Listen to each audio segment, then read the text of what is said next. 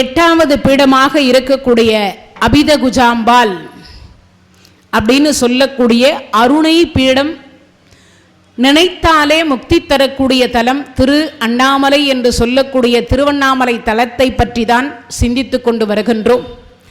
நேற்றைய தினத்தில் வெள்ளாள மகாராஜாவுக்காக இறைவன் குழந்தையாக வந்திருந்து மாசி மகம் என்று சொல்லக்கூடிய அன்றைய தினத்தில் வெள்ளாள மகாராஜாவிற்கு அவரே திதி கொடுக்கக்கூடிய ஒரு பாக்கியத்தை இறைவன் செய்து கொண்டு வருகின்றார் என்கின்ற நிகழ்வோடு நேற்றைய தினத்தில் நாம் இந்த திருவண்ணாமலை தலத்தை பற்றி பார்த்து கொண்டு வந்தோம். இன்றைய தினத்தில் அந்த திருவண்ணாமலை தலத்தில் வேறு என்ன நிகழ்வுகள் எல்லாம் நடந்திருக்கின்றது, எப்படிப்பட்ட திருவிளையாடல் எல்லாம் இறைவன் செய்திருக்கின்றார். ஏன்னா அடி முடி தேடியே திருமுடியையும் திருவடியும் தேடி காண கிடைக்காத ஒன்று திருவண்ணாமலை தலம். ஞானசம்பந்த பெருமான் சொல்றார், உண்ணாமுலை உடனாகிய ஒருவன், உண்ணாமுலை உமையாலோடு உடனாகிய ஒருவன் பெண்ணாகிய பெருமான் மலை திருமாமணி திகழ மண்ணார்த்தன அறிவித்திரல் மலலை முழுவதிரும் அண்ணாமலை தொழுவார் வினை வடுவா வண்ணம் அருமே. அண்ணாமலையாரை தொழுதா நமக்கெல்லாம் என்னது இருக்காதா? வினை என்று சொல்லக்கூடியது வழுவா வண்ணம் அருமே. அப்படிப்பட்ட ஒரே ஒரு துளி அளவு கூட இருக்காதா? எதை இருக்காது? வினை என்று சொல்லக்கூடியதை அண்ணாமலையாரை வணங்கினால் நமக்கு வினை என்பது எல்லளவும் இருக்காது என்பது திண்ணம். அதை தான் ஞானசம்பந்த பெருமான் திருமுறையில் சொல்றார். அப்படிப்பட்ட திருவண்ணாமலை தலத்தில் என்னென்ன திருவிளையாடலை இறைவன் செய்திருக்கின்றார். அருணகிரி பெருமான் வெள்ளாள மகாராஜாவினுடைய கோபுரத்தில் இருந்து விழுந்து இறந்து போகணும்னு நினைத்த கோபுரம் அந்த தலத்தில் தான் உண்டு. சரி, அருணகிரி பெருமானுடைய சும்மா ரொம்ப விரிவாக்க பார்க்க முடியாது, முடிந்த வரைக்கும் ஒரு ஷார்ட்டாக பார்க்கலாம். அருணகிரி பெருமானாக இருக்கக்கூடியவர் பிறந்தது திருவண்ணாமலை தலத்தில். அவர் பிறந்து வளர்ந்து வருகின்ற பொழுது சில சுகபோகம் அப்படின்னு சொல்லக்கூடியதில் ரொம்ப அதிகமாக ஈடுபட்டார். அப்படி ஈடுபட்ட பொழுது காமத்தில் அதிகமான இன்பத்துக்கு போனார். அதனால அவருக்கு தொடுநோய் வந்துட்டது. அப்படி தொடுநோய் வந்த உடனே அப்பையும் காமத்தை அவரால் விட முடியலை. தன்னுடைய சொத்து சுகம் இருக்கக்கூடிய செல்வங்கள் அனைத்தும் அழிந்து போனதற்கு பிறகு என்ன செய்வது என்று தெரியாத பொழுது பெண்ணிடத்தில் தேடி போகிற பொழுது அந்த பெண்ணாக இருக்கக்கூடியவர்கள் இவரை உதாசீனப்படுத்தினார். இவரால் தாங்க முடியல. கடைசியில் வேண்டா வெறுப்பாக தன்னுடைய அக்காவாக இருக்கக்கூடியவள், நானும் ஒரு பெண் தானே, உனக்கு சுகம்தானே தேவை, என்னை மருவிக்கொள் அப்படின்னு சொன்ன உடனே சிவசிவா என்று காதை பொத்தி கொண்டு இதுக்கு மேலே நாம் உயிரோடு வாழ்வதை காட்டிலும் இறந்துவிட வேண்டும் என்று எல்லா நோயும் தொடக்கூடிய நோய் தொழுநோய். எல்லா நோயுமே அந்த நோயை கண்டா வணங்குமா, அப்பேற்பட்டது தொழுநோய். அந்த நோய் என்று சொல்லக்கூடியதையோடு நேராக என்ன பண்ணார், வெள்ளாள மகாராஜா கட்டிய கோபுரத்தின் மேலே ஏறி உயிரை விட்டோன்னு நினைச்சார். பண்டை தவம், முன்ன செய்த தவத்தின் காரணமாக அவருக்கு என்ன கிடைச்சது? இறைவன் தாங்கி பிடிச்சார். முருகப்பெருமான் தாங்கி பிடிச்சார். அப்படி தாங்கி பிடிச்ச உடனே அப்பதான் சொன்னார், அருணகிரி, தற்கொலை செய்து கொண்டால் மீண்டும் நமக்கு என்ன பிறவி கிடைக்காது? மனித பிறவி கிடைக்காது. தற்கொலை செய்து கொள்ளுவது மகா மகா மகா பாவம். தற்கொலை செய்து கொள்ளுவது மகா மகா பாவம். அந்த செயலை செய்யாதே. இறைவன் கொடுத்த உயிரை இறைவன் எடுக்கின்ற வரைக்குமோ நாம என்ன பண்ணக்கூடாது? தற்கொலைக்கு முயற்சி செய்யக்கூடாது. அப்படி முயற்சி செய்தால் நம்ம மீண்டும் என்ன பிறவி கிடைக்காது? இறைவனை வணங்கக்கூடிய பாக்கியமாக இருக்கக்கூடிய மனித பிறவி நமக்கு கிடைக்காதுன்னு அர்த்தம். அதை சொல்லி முடிச்சுட்டு அதுக்கப்புறம் கொஞ்ச நாள் சும்மா இருண்டு போயிட்டார். சரி, இவர் சும்மாவே உட்கார்ந்துருக்கிறார். முருகா முருகா முருகா முருகா முருகா முருகா முருகர் தான் சும்மா இருன்னு சொல்லிட்டு போயிட்டாரேன்னு. அதுக்கப்புறம் பார்த்தார், அப்பா செந்தமிழால் பாடுன்னார். சுவாமி, இடி மின்னல் புயல் காற்றுக்கு கூட நான் பள்ளிக்கூடம் பக்கம் ஒதுங்கினதே இல்லையே, என்னை போய் பாடுன்னு சொன்னால் நான் எப்படி பாடுறது? பாடுறதுக்குரிய தன்மை வந்தது, ஆனால் தொன்மை வரல. எப்படி பாடுறது, எப்படி தொடங்கிறது எனக்கு இன்னும் தெரியல. அப்படியே சரி, நானே முதல் அடி எடுத்து தரேன், முத்து முத்தா பாடுன்னார். அதான் முதல் பாடல். என்னது? முத்தை தரு பத்தி திருநகை அத்தி கிரை சத்தி செரவன முத்தி கொருவித்து குருபர என போதும். இந்த பாட்டு பெருசு, நான் இதுக்கு பொருள் சொல்லிட்டு அதுக்கப்புறம் போனோம்னா இன்னும் நிறைய போயிட்டே இருக்கும். அப்போ அந்த திருப்புகழை ஒரே ஒரு பாட்டை பாடிட்டு 12 வருஷம் சும்மா உட்கார்ந்துருந்தார். இந்த ஒரு பாட்டு பாடிட்டு எத்தனை வருஷம்? 12 வருஷம் சும்மா இருந்தார். அதுக்கப்புறம் ஒவ்வொன்றா பாட ஆரம்பிக்கிறதுக்கு இப்போ என்ன செய்வது? முருகப்பெருமான் சொன்னார், என்னப்பா ஒன்றை மட்டும் பாடிட்டு கம்மனை நிறுத்திட்டியே என்ன கேட்டால், தவத்தில் இருந்தார். அப்போ தான் செந்தமிழ் என்று சொல்லக்கூடிய அந்த தமிழ் எல்லாம் ஊற்றாக அவருக்கு வர ஆரம்பித்தது.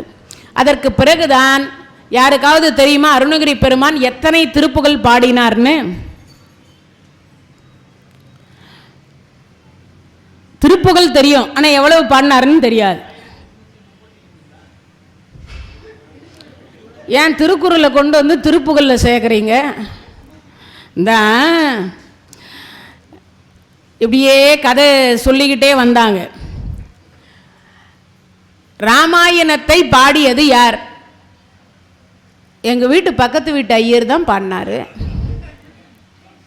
அவர் அங்கே போய் தினமும் ராமாயணம் கதை சொல்கிறவர்.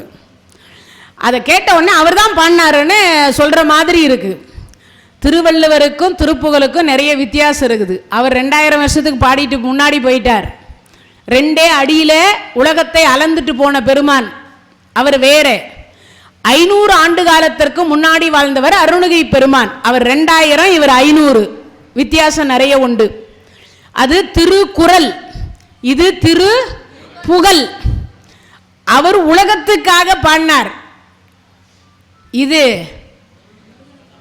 முருகனுக்காகன்னு இல்லைங்க, முருகரை மட்டும் பாடலைங்க. கடைசி வரிய ஒவ்வொரு திருப்புகளையும் முடிக்கிறப்ப என்ன சொல்வாரு? பெருமாளேன்னு கூப்பிடுவாரு. சைவத்திற்கும் வைணவத்திற்கும் பாலம் போட்ட பெருமான் அருணகிரி பெருமான். நீங்க நினைக்கிற மாதிரி எல்லாம் உடனே மாத்தி எல்லாம் சொல்லக்கூடாது.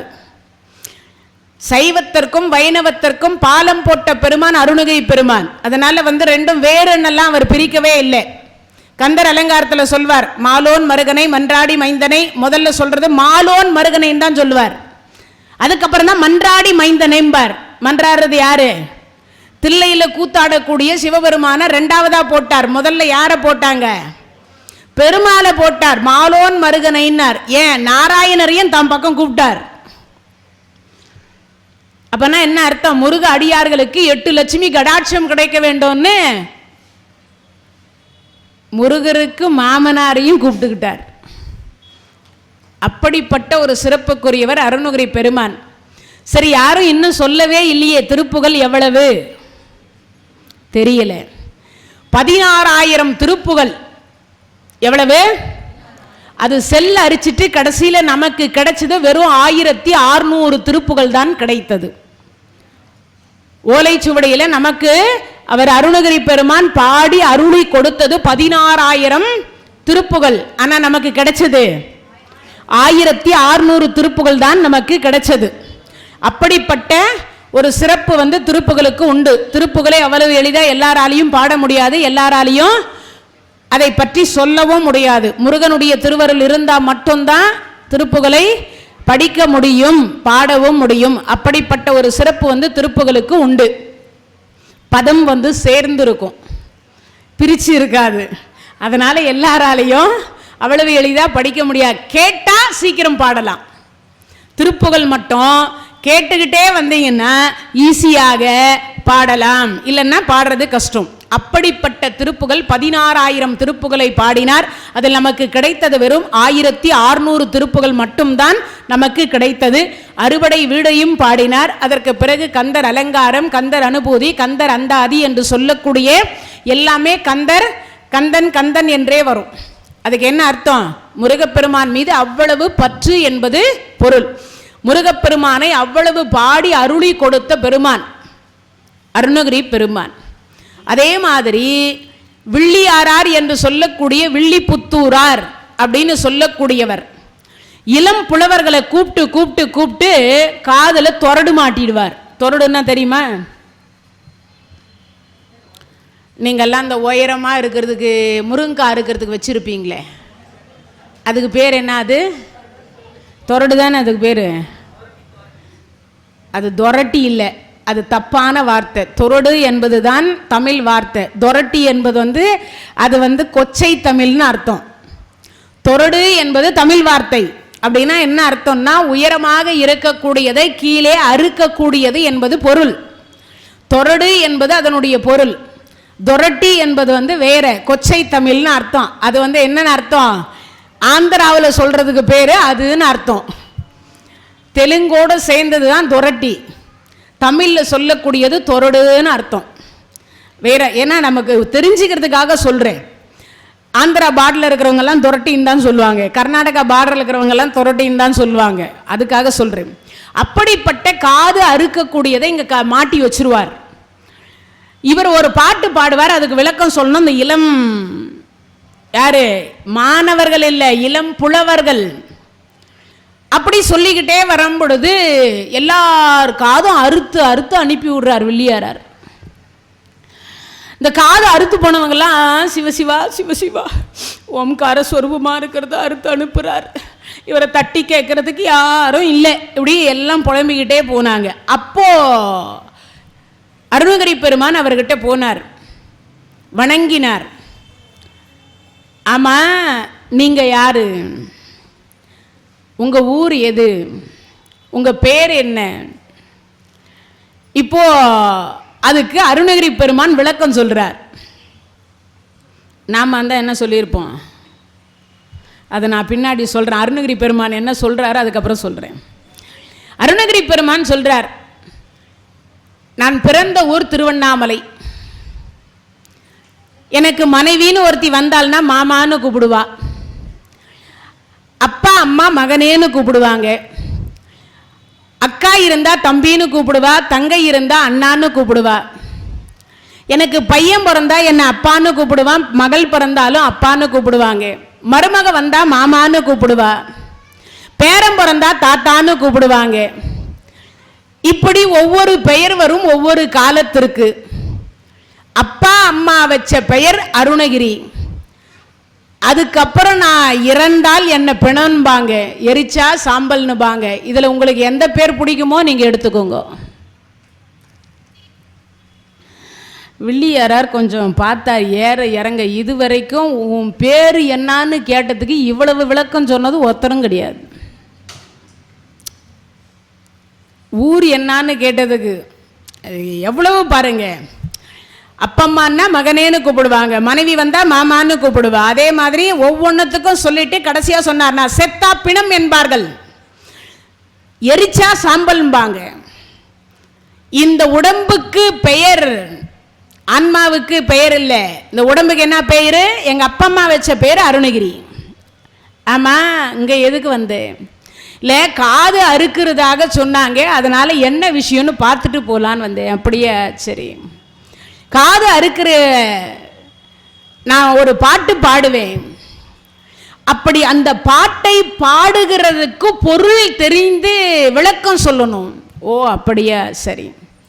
இவர் காதில் தொரடு மாட்டியாச்சு, அருணகிரியார் காதில். இது எனக்கு மட்டும்தானா இல்லை உங்களுக்கும் உண்டா? எல்லாருக்குமே உண்டு. சரி, எதிர்பாட்டு நான் பாடினா நான் பாடுற பாட்டுக்கு நீங்க விளக்கம் சொல்லணும்ல. ஓ அப்படியா, அப்போ உங்களுக்கும் அந்த காது அறுக்கலாமான்னார். ஓ அறுக்கலாமேன்னார் வில்லியாரார். ஏன்னா நம்மளை விட புலவர் வேற யார்? ஏன்னா நிறைய பேருக்கு படிச்சுட்டா என்ன வந்துடுது, மானா கானா வந்துடுது. மண்ட கர்வம் வந்துடுது. நான் எவ்வளோ படிச்சுக்கிறேன் தெரியுமா? நிறைய பேருக்கு அந்த கர்வம் வந்துடுது. ஆனால் சரஸ்வதியே 4 யுகமாக இன்னும் படிச்சுருந்தாங்கிறாளாம்.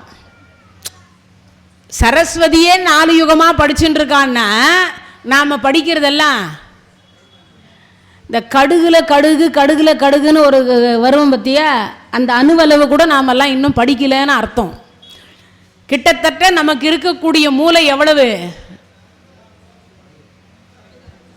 எத்தனை கிராம் மூளை?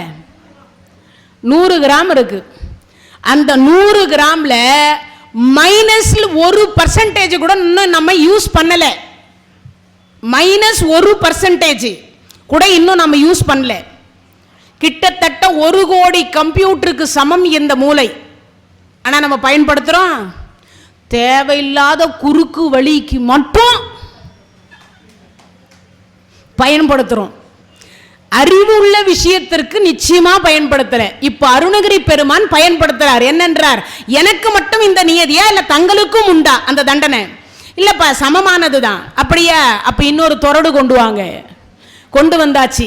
ஆப்போசிட்ல 2 பேரும் உட்காந்தாச்சு. இதுல ஒண்ணு மாட்டாங்க, இதுல அவர் காதுல ஒண்ணு மாட்டுறாங்க, இவர் காதுல ஒண்ணு மாட்டியாச்சு. அவர் பாடி முடிச்சிட்டார். அதுக்கு விளக்கம் எல்லாரும் ஒரு விளக்கம் சொல்லுவாங்க. இவர் 3 விளக்கம் கொடுத்தார் அருணகிரி பெருமான். அந்த பாட்டையும் 2வது தடவை பாடி 3 விளக்கத்தை பிரிச்சு பிரிச்சு பிரிச்சு சொன்னார். நீங்க முடிச்சிட்டீங்கல்ல, நான் சொன்ன கருத்தெல்லாம் கரெக்டு தானே? ஆமா. சரி, அப்படின்னா இப்ப நான் பாடுறேன்னு சொல்லி இவர் பாட ஆரம்பிச்சார். தகர வர்க்கம் அப்படின்னு சொல்லக்கூடிய வர்க்கத்தில் இவர் பாடினார். தலை சுத்தி கிரு குரு குரு குரு குரு குருன்னு கீழே விழுந்துட்டார் வில்லியாரார். இந்த மாதிரி பாட்டை நான் இதுக்கு முன்னாடி கேட்டதே இல்லை. இந்த அளவுக்கு எனக்கு புலமையும் இல்லை. இவர் என்ன இப்படி பாடுறாரே? கந்தர் அலங்காரத்தில் ஒரு பாடல். பேற்றை தவம் சற்றும் இல்லாத என்னை பிரபஞ்சம் என்னும் சேற்றை கழிய வழிவிட்டவா செஞ்சடாவி மேல் ஆற்றை பணியை இதழியை அம்புலியின் கீற்றை புனைந்த பெருமான் குமாரன் கிருபாகரனே. இந்த ஒரு பாட்டுக்கு கிட்டத்தட்ட 3 மணி நேரம் பொருள் சொல்லலாம். இது கந்தர் அலங்காரத்தில் முதல் பாடல். பேற்றை தவம் சற்றும் இல்லாத என்னை பிரபஞ்சம் என்னும் சேற்றை கழிய வழிவிட்டவா செஞ்சடாவி மேல் ஆற்றை பணியை இதழியை அம்புலியின் கீற்றை புனைந்த பெருமான் குமாரன் கிருபாகரனே. 3 மணி நேரம் சொல்லலாம் இந்த ஒரு பாட்டுக்கு. கந்தர் அலங்காரத்தில் எத்தனை பாடல்? 100, அதுவே எங்களுக்கு தெரியாது, 101 பாடல். அப்பனா என்ன அர்த்தம்? அந்த 101 பாடலுக்கு எத்தனை மணி நேரம் பொருள் சொல்லலாம்? யோசிச்சு பாருங்க. அப்ப அது போன்ற இவர் தகர வர்க்கம் அப்படின்னு சொல்லக்கூடியதில் இவர் பாடி முடிச்சார். இவர் ஒன்னாவது சொல்ல முடியல, அதுக்கு அர்த்தத்தையும் இவரால் சொல்ல முடியல, அந்த பாட்டு திருப்பி ரிட்டன் பாட முடியல. இவரால் தோல்வியை ஒத்துக்கிட்டார். என் காதை நீ அறுத்துருன்ட்டார். அருணகிரி அறுப்பார?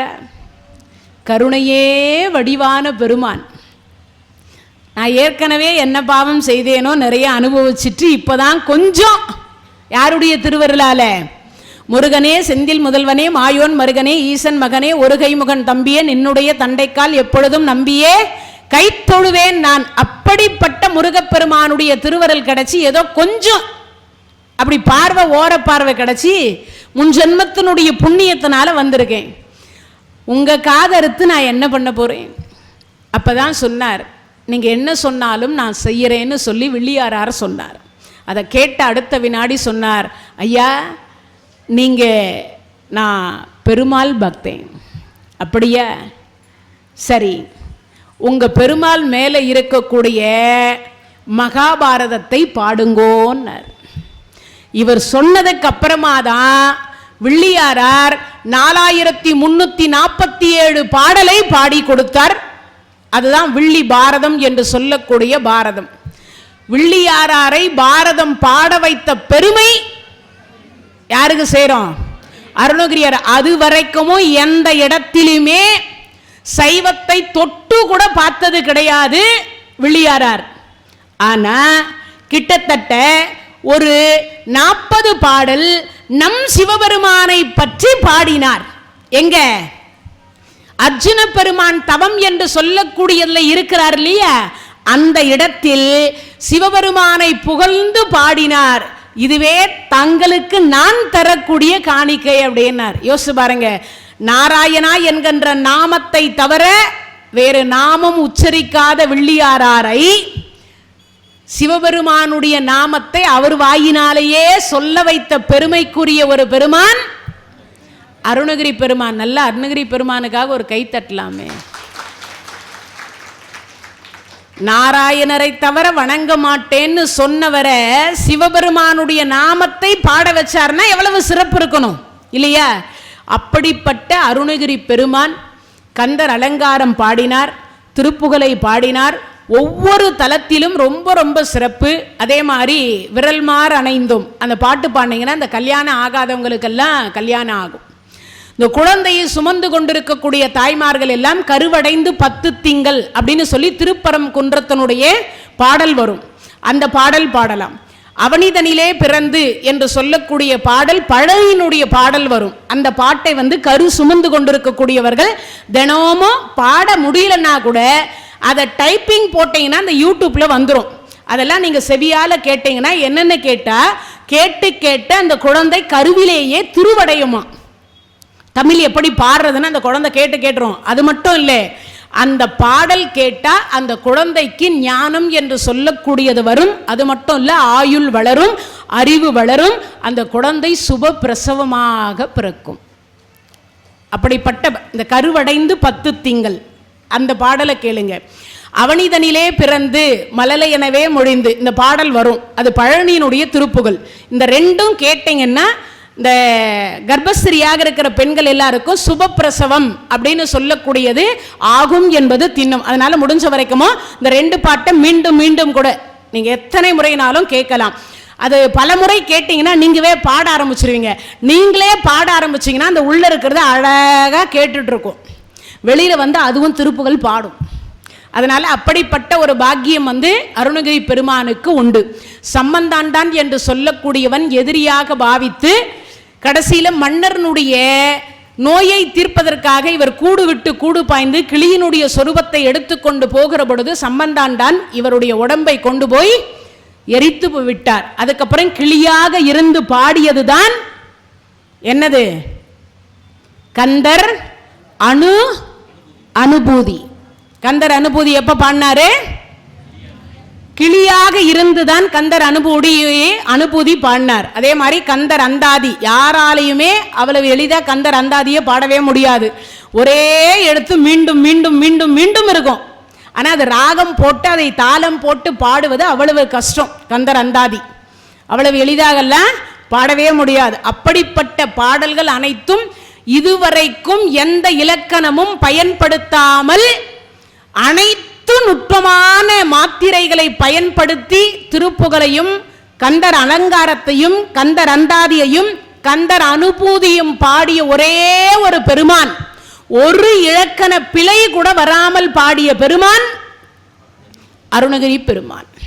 அவ்வளவு எல்லா ஆராய்ச்சி பண்ணி பண்ணி பண்ணி அசந்து போனார்கள்.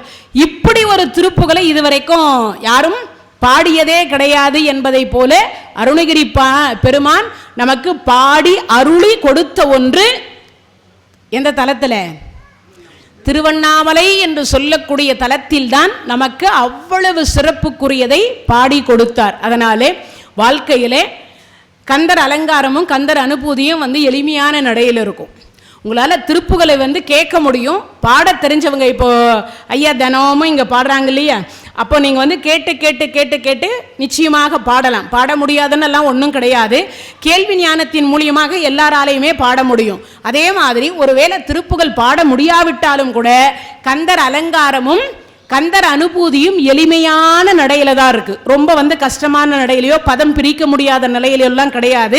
அதனால முழுமையாக கந்தர் அலங்காரத்தில் ஒரு பாடல்ல 100 பாடல்ல ஒரு கவி ஒரே ஒரு பாட்டு தெரிஞ்சா கூட யமன் சண்டைக்கு நாமெல்லாம் ரெடியா இருக்கலாம்.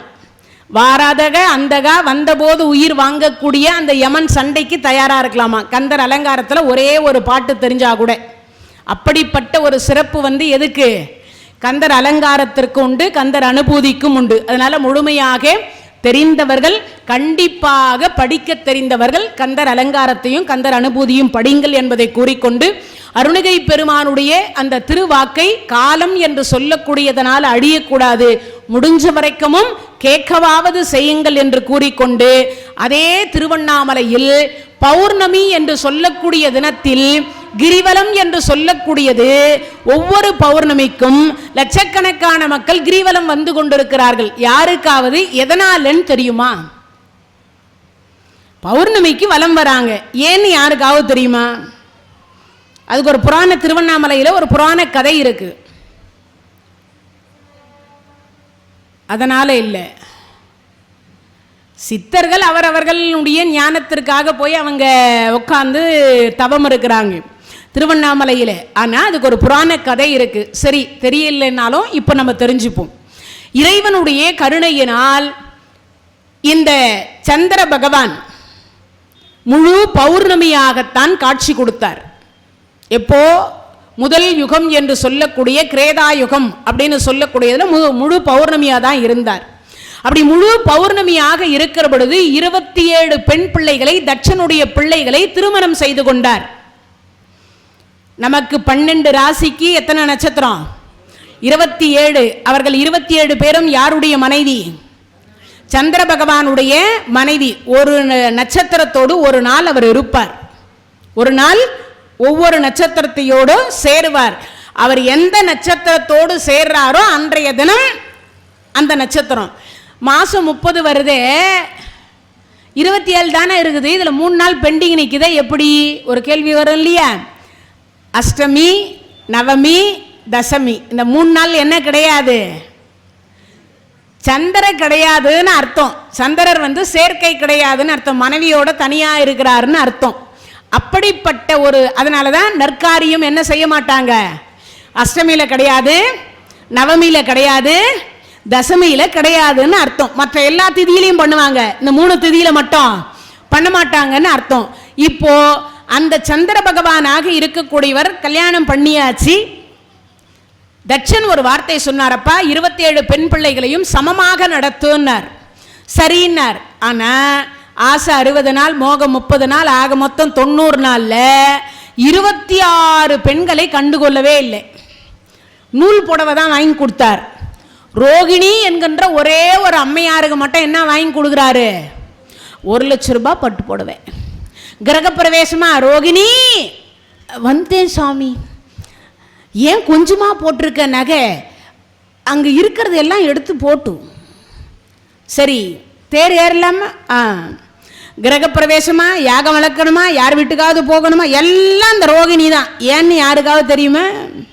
இந்த பகவான் எம்பெருமான் கிருஷ்ணனுடைய நட்சத்திரம் ரோகிணி நட்சத்திரம். அவ்வளவு அழகா இருப்பாளாம் அந்த அம்மா. நீங்க நினைக்கிற மாதிரி செக்கச்சவேன்னு இருப்பான்லாம் நினைக்காதீங்க. கருப்பா இருப்பா, ஆனா கலையா இருப்பா. அருங்குந்தல், நறுங்குந்தல், கருங்குந்தல், உச்சந்தலையிலிருந்து ஒட்டு இல்லாம தொடமா. புருவம் வில் மாதிரி இருக்கும், நெற்றி ஏறு நெற்றியா இருக்கும், கண்ணு மீன் மாதிரி இருக்கும், மூக்கு கிளி மாதிரி இருக்கும், உதடு கொவ்வை செவ்வாயுதல் மாதிரி இருக்கும், கழுத்து சங்கு மாதிரி இருக்கும், ஸ்தனம் கோபுர கலச மாதிரி இருக்கும், இடை சிறுத்து இருக்கும், தொடை பெருத்து இருக்கும். மொத்தத்துல நீலவேணி குதிரை மாதிரி இருப்பா அந்த அம்மா. இப்போ சில பேர் சொல்லுவாங்கல்ல, நாட்டுக்கட்டை, அடுத்தவர் மனைவி, ஆனால் பார்க்குறப்ப உங்கள் கண்ணு என்ன சொல்லுது? ஃபிகர் சூப்பராக இல்லை, எனக்கும் வாச்சிக்குது ஒன்று அப்படின்னு சொல்கிறோம் இல்லையா? அந்த மாதிரி இந்த அம்மா அவ்வளவு அழகா இருந்தா. அந்த அம்மாவுக்கு மட்டும் இவர் மரியாதை கொடுத்தார், எல்லா இடத்துக்கும் அழைச்சிட்டு போனார். மற்ற 26 பேரை கண்டுகொள்ளவே இல்லை. அப்ப தட்சனின் இடத்துல போய் தந்தையார் இடத்துல, ஒருவனுக்கு ஒருத்தியாக எங்களை கட்டி கொடுத்திருந்தால் எங்களுக்கு இந்த பிரச்சனை இருக்காது, ஒருத்தருக்கே 27 பேரையும் கட்டி கொடுத்ததுனால அவளை மட்டும்தான் அவர் அழைத்து கொண்டு போகிறார், எங்களை எல்லாம் கண்டுகொள்ளவே இல்லை. இது சொன்ன அடுத்த வினாடியே உடனே தட்சன் சந்திர பகவானை கூப்பிட்டார். சந்திரா, ஏன் ஒருத்திக்கு மட்டும் பட்டு புடவை, மற்றவர்களுக்கெல்லாம் நூல் புடவையா? இதை கேட்ட அடுத்த வினாடி அவங்க பார்த்தாங்க. அப்பதான் ஒரு வார்த்தை சொல்றார், மாமா நான் எல்லாரையும் சமமா தான் மாமா பார்க்கிறேன், அவங்க பார்வைக்கு அது தப்பா தெரியுது, பாவி ஏங்கிட்டயே பொய் சொல்றியா அப்படின்னார். சரி, அந்த 26 பேர் எங்க? இவர் வரும்போது ரோகிணியோட தான் வந்தார். இந்த 26 உள்ளே இருக்குதுன்றது அவருக்கு தெரியாது. மாமா அவங்கெல்லாம் ரொம்ப பிஸியாக சந்திரலோகத்தில் இருக்கிறார்கள். அப்படியே உண்மையாகவே சந்திரலோகத்தில் தான்? ஆமாம் மாமா, உண்மையாகவே சத்தியமாக சொல்கிறேன், சந்திரலோகத்தில் தான் இருக்கிறார்கள். ஆனால் அவருக்கு தெரியாமே இவங்க இங்கே வந்தாங்கன்றது தெரியாது. அம்மா வெளியில் வாங்கன்னார். வெளியில் வந்து பார்த்தா இது மாமா என்கிட்ட இவங்க வரனெல்லாம் சொல்லவே இல்லை. கட்டினுக்கிற புடவையெல்லாம் வெளுத்து சாயம் போன சந்திரகாளி புடவையை தான் கட்டினுக்கிறாங்க. இவளை பார்த்தா 1 லட்சம் ஒருத்திக்கு மட்டும். இது நியாயமானார். நான் உங்ககிட்ட என்ன சொன்னேன்? கல்யாணமான பெண்ணை எக்காரணத்தை கொண்டும் அவர்கள் கண்ணில் இருந்து தண்ணி வரக்கூடாதுன்னு சொன்னேன். 3 மாதத்தில் என் பெண் குழந்தைகள் 26 பேரும் கண்ணீர் வடிக்கிறார்கள். ஆனால் எங்கிட்டயே நீ பொய் சொல்லுகிறாய். நான் உனக்கு அழகு இருக்கின்ற ஒரே காரணத்தினால தானே இந்த பொய் சொல்ற. நாளொன்றுக்கு தேய்ந்து ஓய்ந்து ஒளிந்து மாண்டு போக கடவுதுன்ட்டார். 27 பெண் பிள்ளைகளும் வெள்ளை புடவை கட்டினாலும் பரவாயில்லன்ட்டார். எப்பேற்பட்ட அப்பா பாருங்க. அவர் அப்பவே தேய ஆரம்பிச்சார். தேய ஆரம்பித்த அடுத்த வினாடி போய் எல்லா கடவுள்கிட்டையும் முறையிட்டார். எல்லா கடவுளும் அவருக்கு உதவி செய்யல. கடைசியா நந்தியம்பெருமானை வந்து வணங்கி திருக்கைலாயத்தில் இருக்கக்கூடிய சிவபெருமான இடத்துல வணங்கினார். அப்படி வணங்கி அடுத்த வினாடி சிவபெருமான் சொன்னார், அப்பா என்ன வரம் வேண்டும்னார். ஒன்றும் இல்லை சுவாமி, மாமனார் சாபம், தேய்பிரையில 3ஆம் பிறையாக நான் இன்றைய தினத்தில் உங்களிடத்தில் வந்திருக்கின்றேன், சுவாமி என்னை காப்பாத்துங்கோன்னார். அவ்வளவுதானே, இதுக்கே நீ வருத்தப்படுகிறாய் சந்திர பகவானே, நான் இருக்கிற வரைக்கும் நீ ஒன்றும் கவலைப்படாதே அப்படின்னு சொல்லிட்டு என்ன பண்ணார், அந்த 3ஆம் பிறையை தூக்கி இங்க வச்சுட்டார். பக்தனை தூக்கி திருமுடியில் வைத்த ஒரே ஒரு கடவுள் யாரு? சிவபெருமான். அப்பயும் இந்த சந்திர பகவானுக்கு மனசுக்குள்ள பக்கு பக்குன்னது. சுவாமி நாளொன்றுக்கு தேய்ந்து ஒளிந்து மாண்டு போக கடவுதுன்னு சொல்லிக்கிறாரு, இந்த சாபம் பழிச்சுட்டா என்ன பண்றதுன்னார். நான் இருக்கிற வரைக்கும் நீயும் இருப்பேன், என்னை வணங்குறவங்க உன்னையும் வணங்கட்டோன்னார். சரி, அது கொடுத்து முடிச்சாரா? சுவாமி இப்போ நான் என்ன செய்வது, தேய்பிரையாக இருக்கிறனே, நான் எப்படி வளர்வதுன்னார். அப்பதான் சிவபெருமான் சொன்னார், 15 நாள் நீ வளர்பிறையாகவும் 15 நாள் நீ தேய்பிரையாகவும் இருப்பாயாக. ஒரு நாள் உன் யாரு மாமனார் கொடுத்த சாபத்தின் காரணமாக அமாவாசை அன்றைய தினத்தில் மறைந்து வாழ்வாயாக. அன்னைக்கு என்ன பண்றார், சந்திர பகவானுக்கு ஒளி என்பது கிடையாது, அமாவாசை இருட்டாக தான் இருக்கும், ஒளி கிடையாது. அதனால சூரியனும் சந்திரனும் 2 பேரும் ஒரு தேர் ஏறி பூமிக்கு வரக்கூடிய திதிக்கு பெயர் அமாவாசை. இப்போ அன்றைக்கு அவருக்கு என்ன இல்லை, ஒளி இல்லை. அப்படி ஒளி இல்லாத பொழுது அப்பதான் கேட்டார், சுவாமி நான் மறைஞ்சு இருக்கிற பொழுது எங்க மாமனார் என்ன ஆள் வச்சு கொன்னுட்டா என்ன பண்றது? அந்த காலத்திலேயே போட்டு தள்ளுறதெல்லாம் இருந்திருக்கு பாருங்க, அந்த காலத்திலேயே இருந்திருக்குன்னு இல்லை, சந்திரனே அப்படி பயந்து போய் இருந்திருக்கிறார். உடனே பார்த்தார், அப்பா நீ ஒன்னும் கவலைப்படாத, என் திருமுடியில் இருக்கின்ற வரைக்குமோ உனக்கு என்ன இல்லை, அழிவு என்பது இல்லைன்னார்.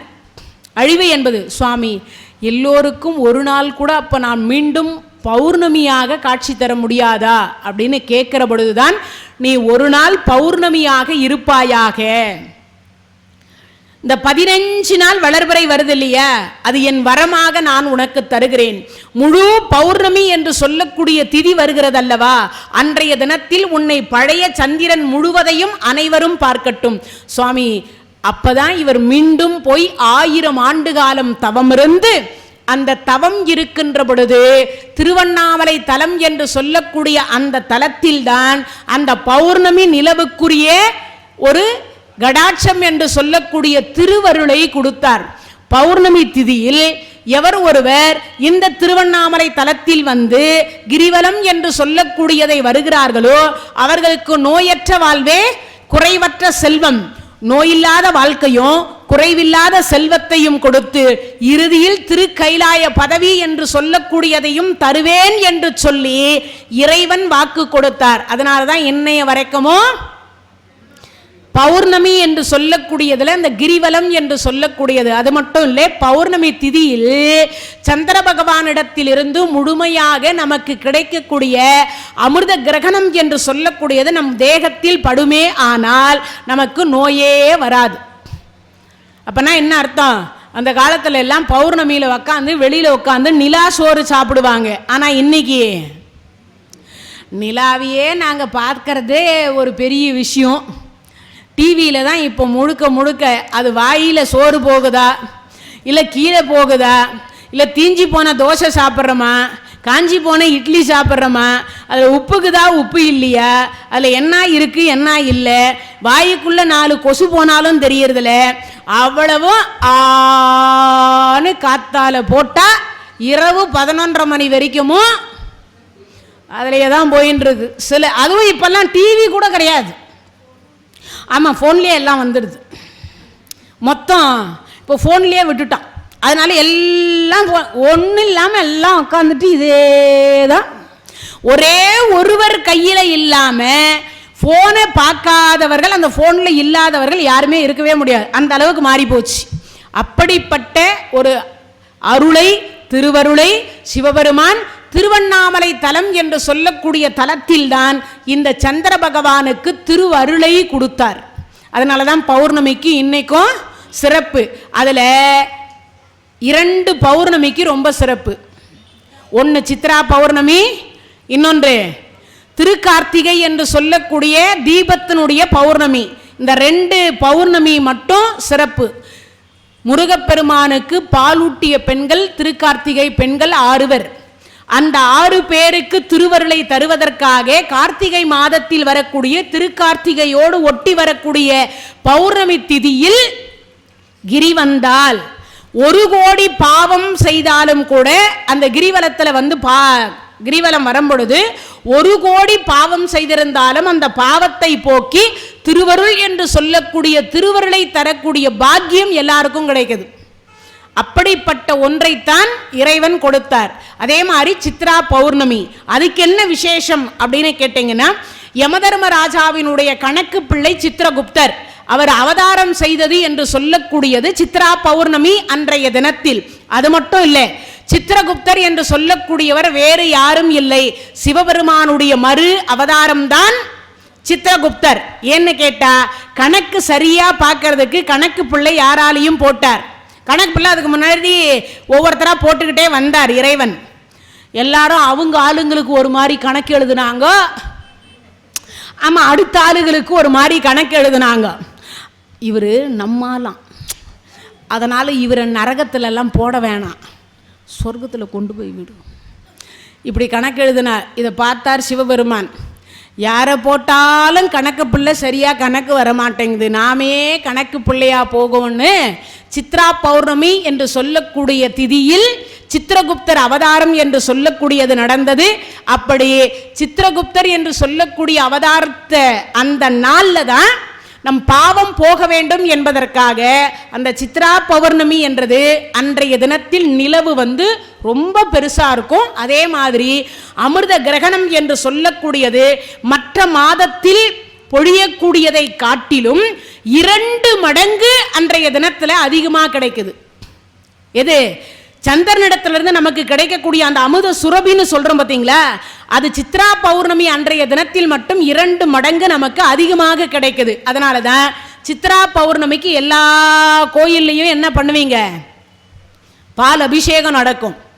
ஒன்று சித்திரகுப்தர் அன்னைக்கு தான் கணக்கு தொடங்குறார். அப்படி பால் அபிஷேகம் பண்ணால் நம்ம பாவ கணக்கு குறைன்றதுனால பால் அபிஷேகம் எல்லா கோயில்லையும் பால் குடம் எடுப்பாங்க. இன்னொன்று, அன்றைய தினத்தில் திருவண்ணாமலை தலத்தில் கிரிவலம் வந்தால் இரட்டிப்பு பலன் கிடைப்பதோடு 2 மடங்கு அமுதம் நம் மேலப்படுது, சந்திர பகவான் இடத்துல இருந்து கிடைக்கக்கூடியது. அப்பன்னா நமக்கு இரட்டிப்பு பலன் ஒரு பக்கம், நம்மளுடைய நோயில்லாத வாழ்க்கை, இந்த ஆன்மா சுத்தின்னு சொல்றோம் இல்லையா, ஆன்மா என்று சொல்லக்கூடியது சுத்தமடைவதற்காகத்தான் கிரிவலம் சுற்றுவது. இந்த மனம் வந்து தெளிவா இருக்கும். கிரிவலம் சுத்தினீங்கன்னா மனம் வந்து என்னவா இருக்கும், தெளிவா இருக்கும், நோய் வராது. அதுக்காக தான் அதை சுத்த சொல்றதனுடைய நோக்கம். அப்படி லட்சக்கணக்கான பக்த கோடிகள் இன்றைய தினம் வரைக்கும் பௌர்ணமி திதியில் கிரிவலம் என்று சொல்லக்கூடியதை நடத்தி கொண்டிருக்கிறார்கள். அந்த சித்திரகுப்தருக்கு காஞ்சிபுர தலத்தை பற்றி சொல்ற பொழுது இது சொல்ல மறந்துட்டேன். சித்திரகுப்தருக்கு கோயில் எங்க இருக்கு? தங்கத்தினால் ஆன சித்திரகுப்தர் சித்ரா பௌர்ணமி அன்றைய தினத்தில் வீதி உலா ஒரு நாள் வருவார். தங்கத்தினால் ஆன சித்திரகுப்தர் ஒரு நாள் வீதி உலா வருவார். அப்படிப்பட்ட ஒரு சிறப்பு பாக்கியம் எங்க இருக்கு? காஞ்சிபுரம் என்று சொல்லக்கூடிய தலத்தில் சித்திரகுப்தருக்கு தனியாக ஒரு கோயில் இருக்கின்றது என்பதை தெரிவித்துக் கொண்டு, அடுத்ததாக திருவண்ணாமலை தலம் என்று சொல்லக்கூடியதில் இன்னொரு புராணம் என்று சொல்லக்கூடியதும் நடந்திருக்கு. இந்த அங்காள பரமேஸ்வரி யார் யாருக்கெல்லாம் குலதெய்வம்? நிறைய பேருக்கு குலதெய்வம் இருக்கு இல்லையா? அந்த அங்காள பரமேஸ்வரி எப்படி உற்பத்தி ஆனால், எப்படி அந்த திரு அவதாரம் நடந்தது என்பதை இந்த தலத்தில் தான் அந்த அம்மாவினுடைய அவதாரம். அது மட்டும் இல்லை, திருவண்ணாமலை தலத்தில் தான் அர்த்தநாரீஸ்வரர் என்று சொல்லக்கூடிய உடம்பில் பாதியை சிவபெருமான் கொடுத்த தலம் திருவண்ணாமலை தலம். சரி, எப்படி கொடுத்தார், எதற்காக கொடுத்தார், அதை இப்போ நம்ம பார்க்க இருக்கிறோம். இறைவனுடைய கருணையினால் பிரிங்கி மகரிஷி என்று சொல்லக்கூடிய பிருகு முனிவர், அவர் சிவனை மட்டும்தான் வலம் வருவார். பக்கத்தில் உட்கார்ந்து இருக்கிற அம்பாலை ஏறு எடுத்து கூட பார்க்க மாட்டார். தினமும் இப்படி வலம் வந்து போனார். அந்த அம்மா பார்த்தாங்க, சுவாமி உங்களை மட்டும் வலம் வந்துட்டு போறாரு, என்னையும் கொஞ்சம் வலம் வர சொல்லக்கூடாது. அம்மா, அவருக்கு சிவன் மட்டும் போதும் என்று நினைக்கிறார், அதனால் நான் ஒன்றும் சொல்ல முடியாது. அப்படியே சரி. இந்த அம்மா பார்த்தா நாளைக்கு எப்படி அவர் வலம் வராரோ பார்க்கலான்னு இந்த கையை எடுத்து அவர் கையில் உள்ள விட்டு கொஞ்சம் இறுக்கமாக உக்காந்தார். இவர் பார்த்தார், அப்படியா சரி. இந்த கழுத்துக்கு நடுவில் ஒரு சந்து இருக்கும் தெரியுமா? அந்த சந்தில் உடம்ப நூல் மாதிரி ஆக்கிட்டு உள்ளே போயிட்டு வெளியில் வந்துட்டார். சிவசிவா சிவசிவா. இப்படி ஒவ்வொரு நாளும் அவர் இந்த அம்மா என்னென்ன பண்றாளோ அவ்வளவுத்துக்கும் அவர் உடம்ப எந்த வடிவத்தையும் எடுத்துக்கிட்டு சிவனை மட்டும் வலை வாங்கிட்டு போயிடுவார். இந்த அம்மாவுக்கு கோபம் வந்தது. ஒரு நாள் சிவபெருமான் கிட்ட கூப்பிட்டு வச்சுக்க இந்த அம்மா சொன்னா, சுவாமி இதெல்லாம் ரொம்ப நல்லது இல்லை. 2 பேரும் ஒன்றா உக்காந்துருக்கோம், அவர் பாட்டுக்கு என்னை திரும்பி கூட பார்க்காம அவர் பாட்டுக்கு உள்ளே போய் வெளியில் வந்துட்டு இருக்கார். என்ன அப்படி ஒரு பார்வையா ஓரக்கண்ணாலையாவது பார்க்கலாம்ல, அது கூட பார்க்க மாட்டேங்கிறார். உங்கள் பக்தர் இருந்தாலும் இப்படி இருக்கக்கூடாதுன்னு. விடு பார்வதி, அவருக்கு சிவன் மட்டும் போதும் என்று நினைக்கிறார், சக்தி வேண்டாம் என்று நினைக்கிறார். அவர்கிட்ட போய் நான் என் மனைவியை நீ வணங்குன்னு சொன்னால் ஒரு மாதிரியா இருக்காதா? இப்போ நம்ம வீட்டுக்கு ஒரு கெஸ்ட் வராங்க. முதல் முறை வரும்பொழுது, அம்மா இவர் என்னுடைய பள்ளி தோழர், அறிமுகம் பண்ணுறார் வீட்டுக்கார். சரி, இப்படி அறிமுகம் பண்ணி ஒரு வேளை சாப்பிட்டுட்டு போயாச்சு, 2 வேளை முடிஞ்சிடுச்சு. மறுபடியும் அவர் வரும்பொழுதெல்லாம் டீ காஃபி எல்லாம் கொடுக்குறோம். ஆனால் ஒரு வார்த்தை கூட அம்மா நீ எப்படிங்கிறன்னு ஒரு வாட்டி கூட நம்மளை கேட்கலன்னா, அடுத்த முறை அந்த ஆளெல்லாம் வீட்டுக்கு கூப்பிட்டு வந்தீங்க, நல்லா இட்லி பொங்கல் பூரி சப்பாத்தி எல்லாம் சாப்பிட்றார், காஃபி சாப்பிட்றார், எல்லாம் சாப்பிட்றார், எப்படிங்கிறமான்னு கூட கேட்க மாட்டேன்றார். அந்த மனுஷனோட உங்களுக்கு என்ன சவகாசம்? இனிமேல் அந்த ரோட்டு கடையிலேயே பார்த்தீங்களா, காப்பியை வாங்கி குடிச்சிங்களா, அப்படியே அவர் போயிடணும், நீங்கள் இப்படியே வந்துடணும் சொல்லுவாங்களா இல்லையா? சாதாரணமாக இருக்கக்கூடியது தான் இது. இப்போ இந்த அம்மா சொல்லி பார்த்தா, சுவாமி சிவன் மட்டும் போதும் என்று அவர் சொல்லுகிறாரா, இல்லை நீங்கள் சொல்கிறீங்களா? அம்மா நான் சொல்லலை, அவர் நினைக்கிறார், அவர் நினைப்பு எனக்கு தெரியுது, அவ்வளவுதான். அப்போது சக்தி தேவையில்லை. அப்போ உடம்பு தேகத்திலிருந்து சக்தியை பிரிச்சுட்டோமான்னார். யார் சொல்கிறது? அம்மா சொல்கிறா. பிரித்து கொண்டார். மறுநாள் பொழுது விடிஞ்சது, இவர் வந்தார், வணங்குறார், வலம் சிவனை மட்டும் வரார். உடம்பு தேகத்திலிருந்து அந்த அம்மா சக்தியை எடுத்துட்டான். இந்த சதையும் ரத்தமும் யாரு? அம்பாள். இந்த உள்ள இருக்கிற எலும்பு கூடு இருக்குது பாருங்க, அதான் சிவன். இப்ப அதை எடுத்த உடனே இந்த எலும்பு கூடுக்கு என்ன மரியாதை இருக்கும்? அதால நடக்க முடியுமா? திருப்பி மீண்டும் பூலோகத்துக்கு வர முடியுமா? வர முடியல. அப்பதான் என்ன பண்ணார் சிவபெருமான், இந்த கொம்பு மாதிரி இப்படி இருக்கும் பார்த்தீங்களா, அதுக்கு பேர் பிரம்ம தண்டம் அப்படின்னு பேர். அது அந்த பிரம்ம தண்டத்தை கையில் கொடுத்து, பிறகு நீ கீழே போ, மேலே வா, என்னை மட்டும் வலம் வா, இப்படி சொன்னா அந்த மனைவிக்கு எப்படி இருக்கும் யோசிச்சு பாருங்க. மதிப்பில்லாத வீட்டில் எதுக்கு நாம இருக்கணும்? ஒருவர் ஒரு தடவை தப்பு செய்யலாம், பரவாயில்ல. வருஷம் 365 நாளும் தப்பு செய்கிறார், அதை இவரும் ஆமோதிக்கிறார். அப்பனா என்ன அர்த்தம்? நான் இங்க இருக்க வேண்டாம்னு இவரே நினைக்கிறார் போல இருக்குன்னு அம்பாள் வந்து என்ன பண்ணிட்டாங்க, கைலாயத்தை விட்டு பிரிஞ்சுட்டா. நேரா வந்தா திருவண்ணாமலை தலத்தில் வந்து யார் கண்ணுக்கும் தெரியக்கூடாது என்கின்ற காரணத்திற்காக மண்ணோட மண்ணா மறைஞ்சுட்டா. யார் கண்ணுக்கும் தெரியல. திருடராய் இருந்து ஒருத்தர் பாட்டு பாடினார். யாருக்காவது தெரியுமா?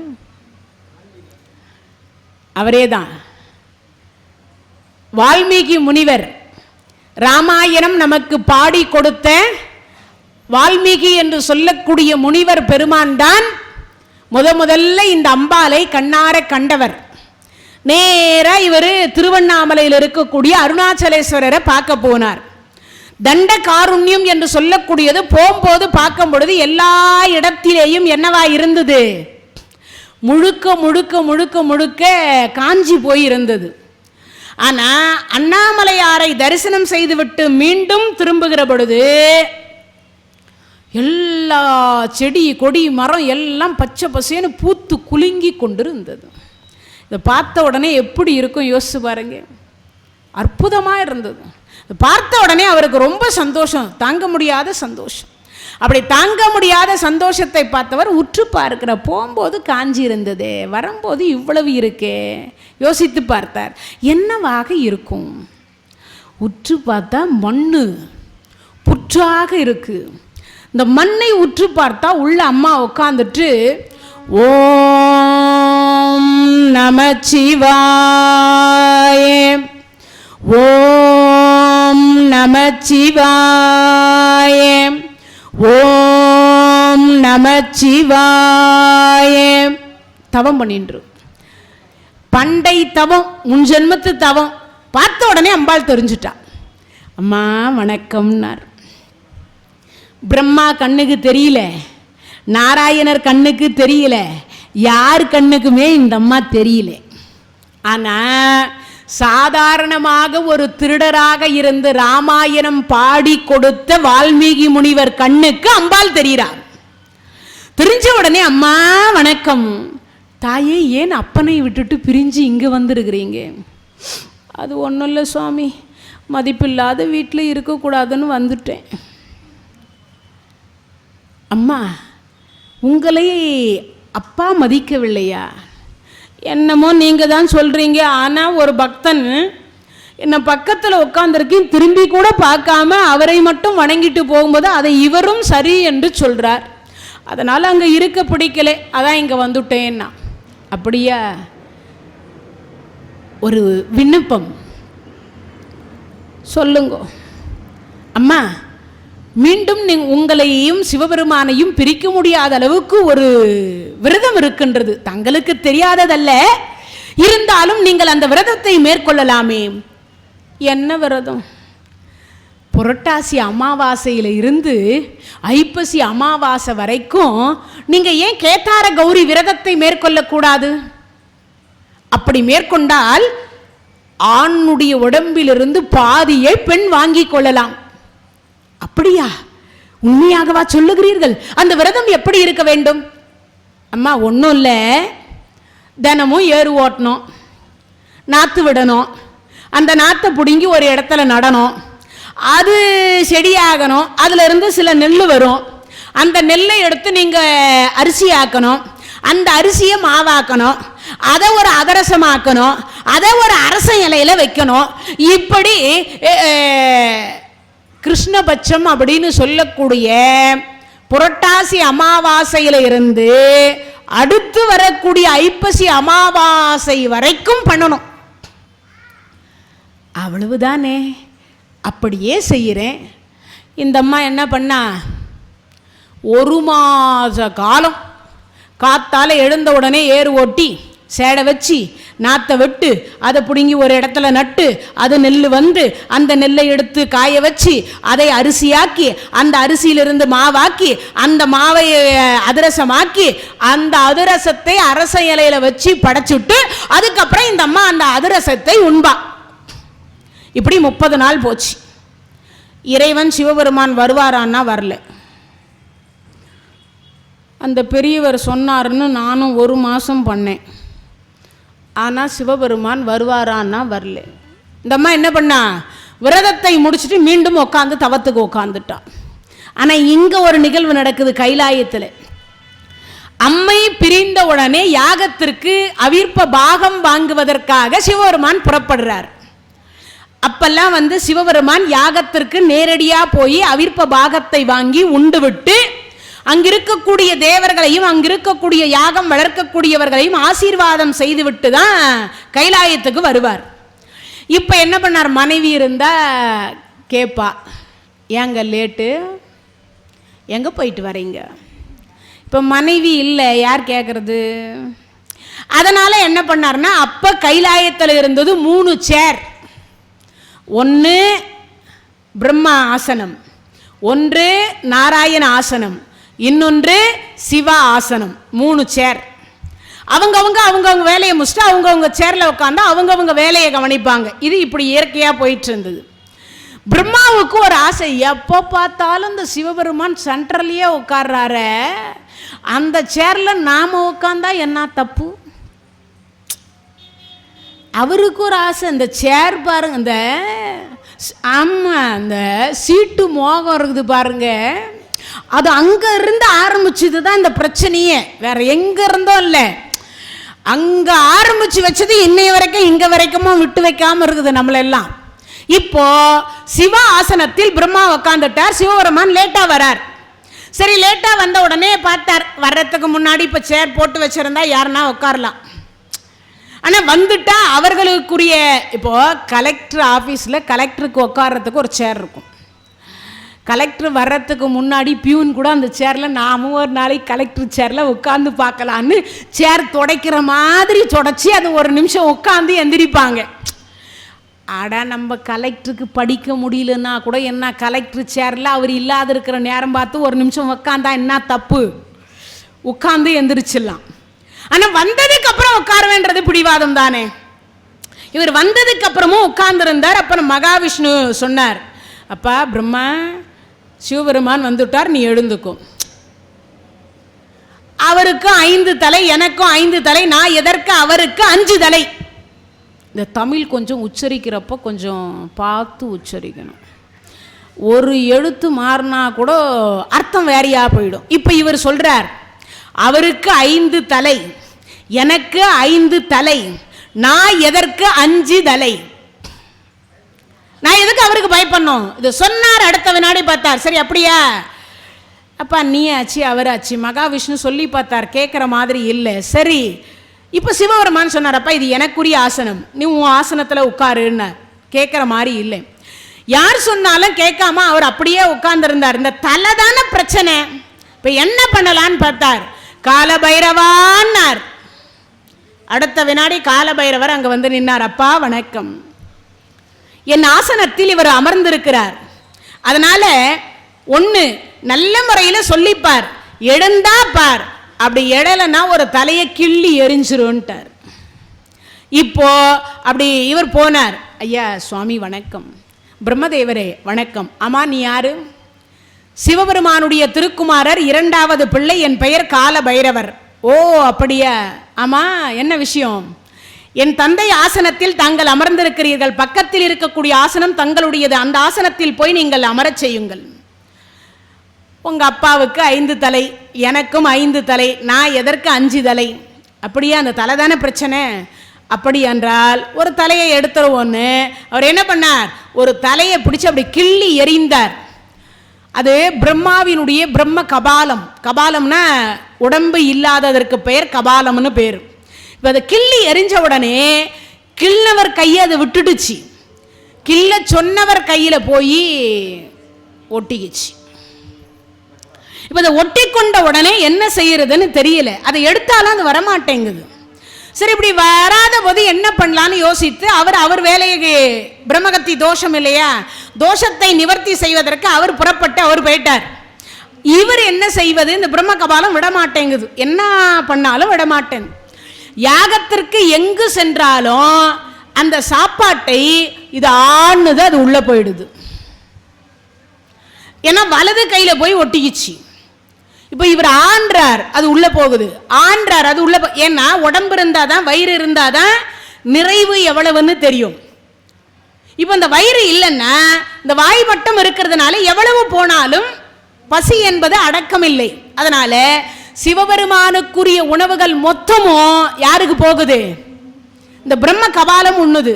சிவபெருமான் பார்த்தார், நாம உண்ணக்கூடிய அனைத்து பொருளையும் இந்த பிரம்ம கபாலம் உண்ணுகிறது, இது உண்ணாத பொருள் ஏதாவது இருக்கும் அல்லவா? பசி தாங்க முடியல சிவபெருமானால. பிச்சை எடுத்து போய் சாப்பிடலான்னா அந்த பிச்சை எடுத்தாலும் அதுவும் இதுவே சாப்பிட்டுடுது. எத்தனை காலத்திற்கு இறைவன் படியளக்கக்கூடிய இறைவனுக்கு உணவில்லாமல் எத்தனை காலம் இருக்க முடியும்? சரி பார்த்தார், இந்த பிரம்ம கபாலம் உண்ணாத உணவு ஏதாவது இருக்குமே என்று தேடி அலைகிற பொழுது சுடுகாட்டில் இருக்கக்கூடிய பிணத்தினுடைய சாம்பல் இந்த பிரம்ம கபாலம் உண்ணாதல்லவா? நேரா பூமிக்கு வந்தார், சுடுகாட்டுக்கு சென்றார், அங்கிருக்கக்கூடிய பிணத்தினுடைய சாம்பலை எடுத்து உண்டார். இப்போ இதுல இருந்து உங்களுக்கு என்ன புரியுதுன்னு ஏதாவது தெரியுதா? உணவு என்று சொல்லக்கூடியது உண்டி கொடுத்தோர் உயிர் கொடுத்தோர், தானத்திலேயே சிறந்தது அன்னதானம். முடிஞ்ச வரைக்கும் இங்க கொடுக்கக்கூடிய பிரசாதத்தை வாங்கி நல்லா இல்லைன்னா அந்த தொன்னையை அப்படி வச்சுட்டு எல்லாம் போகக்கூடாது. நிறைய தவறுகள் எல்லா கோயில்லையும் பண்றோம். பிடிக்கலன்னா கூட பிரசாதத்தை முடிஞ்சா வாங்குங்க, கொஞ்சமா வாங்குங்க. வேணுன்ற அளவுக்கு வாங்கிட்டு சாப்பிட முடியாத அதே மாதிரி காலில் மிதிக்க கூடாது. எக்காரணத்தை கொண்டும் பிரசாதத்தை காலில், அன்னத்தை காலில் மிதிக்க கூடாது. அது மாதிரி தவறுகள் எல்லாம் செய்யாமல் இருக்கணும். ஏற்கனவே கர்ணனுடைய வரலாறு உங்களுக்கு சொல்லியிருப்பேன். ஏன்னா சொர்க்கம் போயும் பசி எடுத்த அந்த பாவத்துக்கு நாம் ஆளாக வேண்டாம். இன்னொன்று, இந்த ஆன்மா பிரிந்து விட்ட, அந்த உடம்புல இருந்து ஆன்மா பிரிஞ்சுட்டா எல்லா ஜீவன்களும் எல்லா ஆத்மாவும் பசி பசி பசின்னு வயிற்றை அடித்து கொண்டுதான் மேலே போகும். இங்கிருந்து மேலே போறதுக்கு 16 நாள் ஆகும். அந்த 16 நாளும் தண்ணி இல்லாத காட்டு வழியாகத்தான் யமன் அழைத்து கொண்டு போவார்.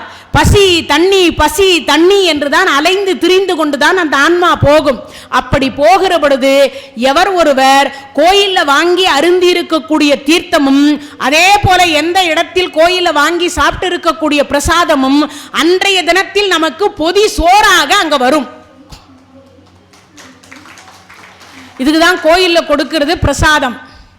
அதே மாதிரி திருமால் கோயில் என்று சொல்லக்கூடிய பெருமாள் கோயில்ல கொடுக்கக்கூடிய துளசி தீர்த்தம் உங்களுக்கு கடைசி நேரத்தில் உயிர் தீர்த்தமாக வரக்கூடியது எதுன்னு கேட்டா இந்த தீர்த்தம் தான் அங்க உயிர் தீர்த்தமா வரும். அது கூட நாமெல்லாம் எப்படி வாங்குறோம் தெரியுமா? இங்க கொடுக்கிற பாலாபிஷேகத்தையும் சரி, திருமால் கோயில்ல கொடுக்கக்கூடிய தீர்த்தத்தையும் சரி,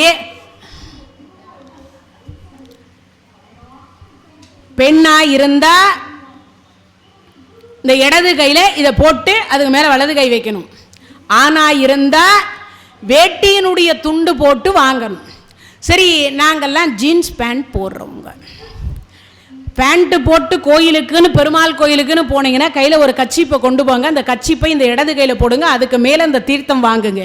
அப்படி வாங்கி நீங்கள் அருந்தினீர்களானால் மட்டும்தான் என்ன கிடைக்கும்? ஒருவேளை ஆபத்து விபத்து, ஆபத்து 10 வகையில வரும், விபத்து 10 வகையில வரும். மனைவி, மக்கள், அப்பா, அம்மா, அண்ணன், தம்பி, உற்றார், உறவினர் இருக்கிற இரவோ பகலோ, அமாவாசை, கிருத்திகை எந்த நேரத்தில் யமன் வருவான் என்று எவருக்கும் தெரியாது.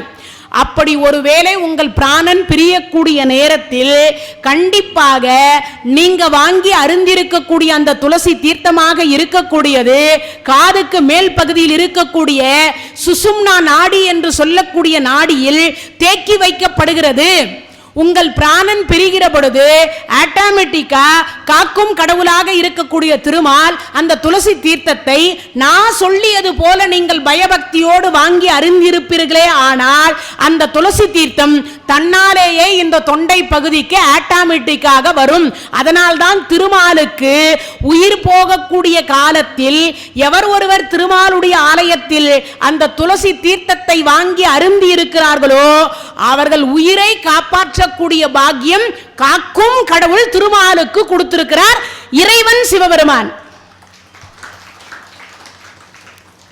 ஒவ்வொரு வழிபாட்டு முறையும் நம் மூதாதையர்கள் அர்த்தத்தோடு வைத்திருக்கிறார்கள்.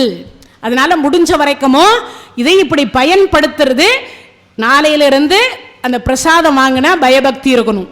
அதே மாதிரி துளசி தீர்த்தம் வாங்கினா பயபக்தி இருக்கணும். இங்க வாங்குற பால் என்று சொல்லக்கூடியது பயபக்தி இருக்கணும். இதெல்லாம் பண்ணீங்கன்னா கடைசி நேரத்தில் நமக்கு யார் கூட இருப்பாங்கன்னு நமக்கு தெரியாது. ஆனால் தன்னாலேயே நாவில் ஊறும் உயிர் போற நேரத்தில் காக்கக்கூடிய கடவுள் தான் காக்கும் கடவுள். அதனாலதான் அவருக்கு என்ன கடவுள்னு பேரு? காக்கும் கடவுள் என்பது பெயர் திருமாலுக்கு. அப்படி ஒரு பாக்கியம் நமக்கு கிடைக்குது. அதனால தானத்திலேயே சிறந்தது அன்னதானம். சிவபெருமான் அனைத்து வீடுகளுக்கும் சென்று சாயங்காலம் 6 மணிக்கு ஒரு விளக்கேத்துறீங்கல்ல, சாயங்காலம் எல்லா வீட்லேயும் விளக்கேத்துறோம் இல்லை, ஏத்துறவங்க ஏத்துறாங்க, ஏத்தாதவங்க இல்லை, அதெல்லாம் விடுங்க அப்படின்னாதீங்க.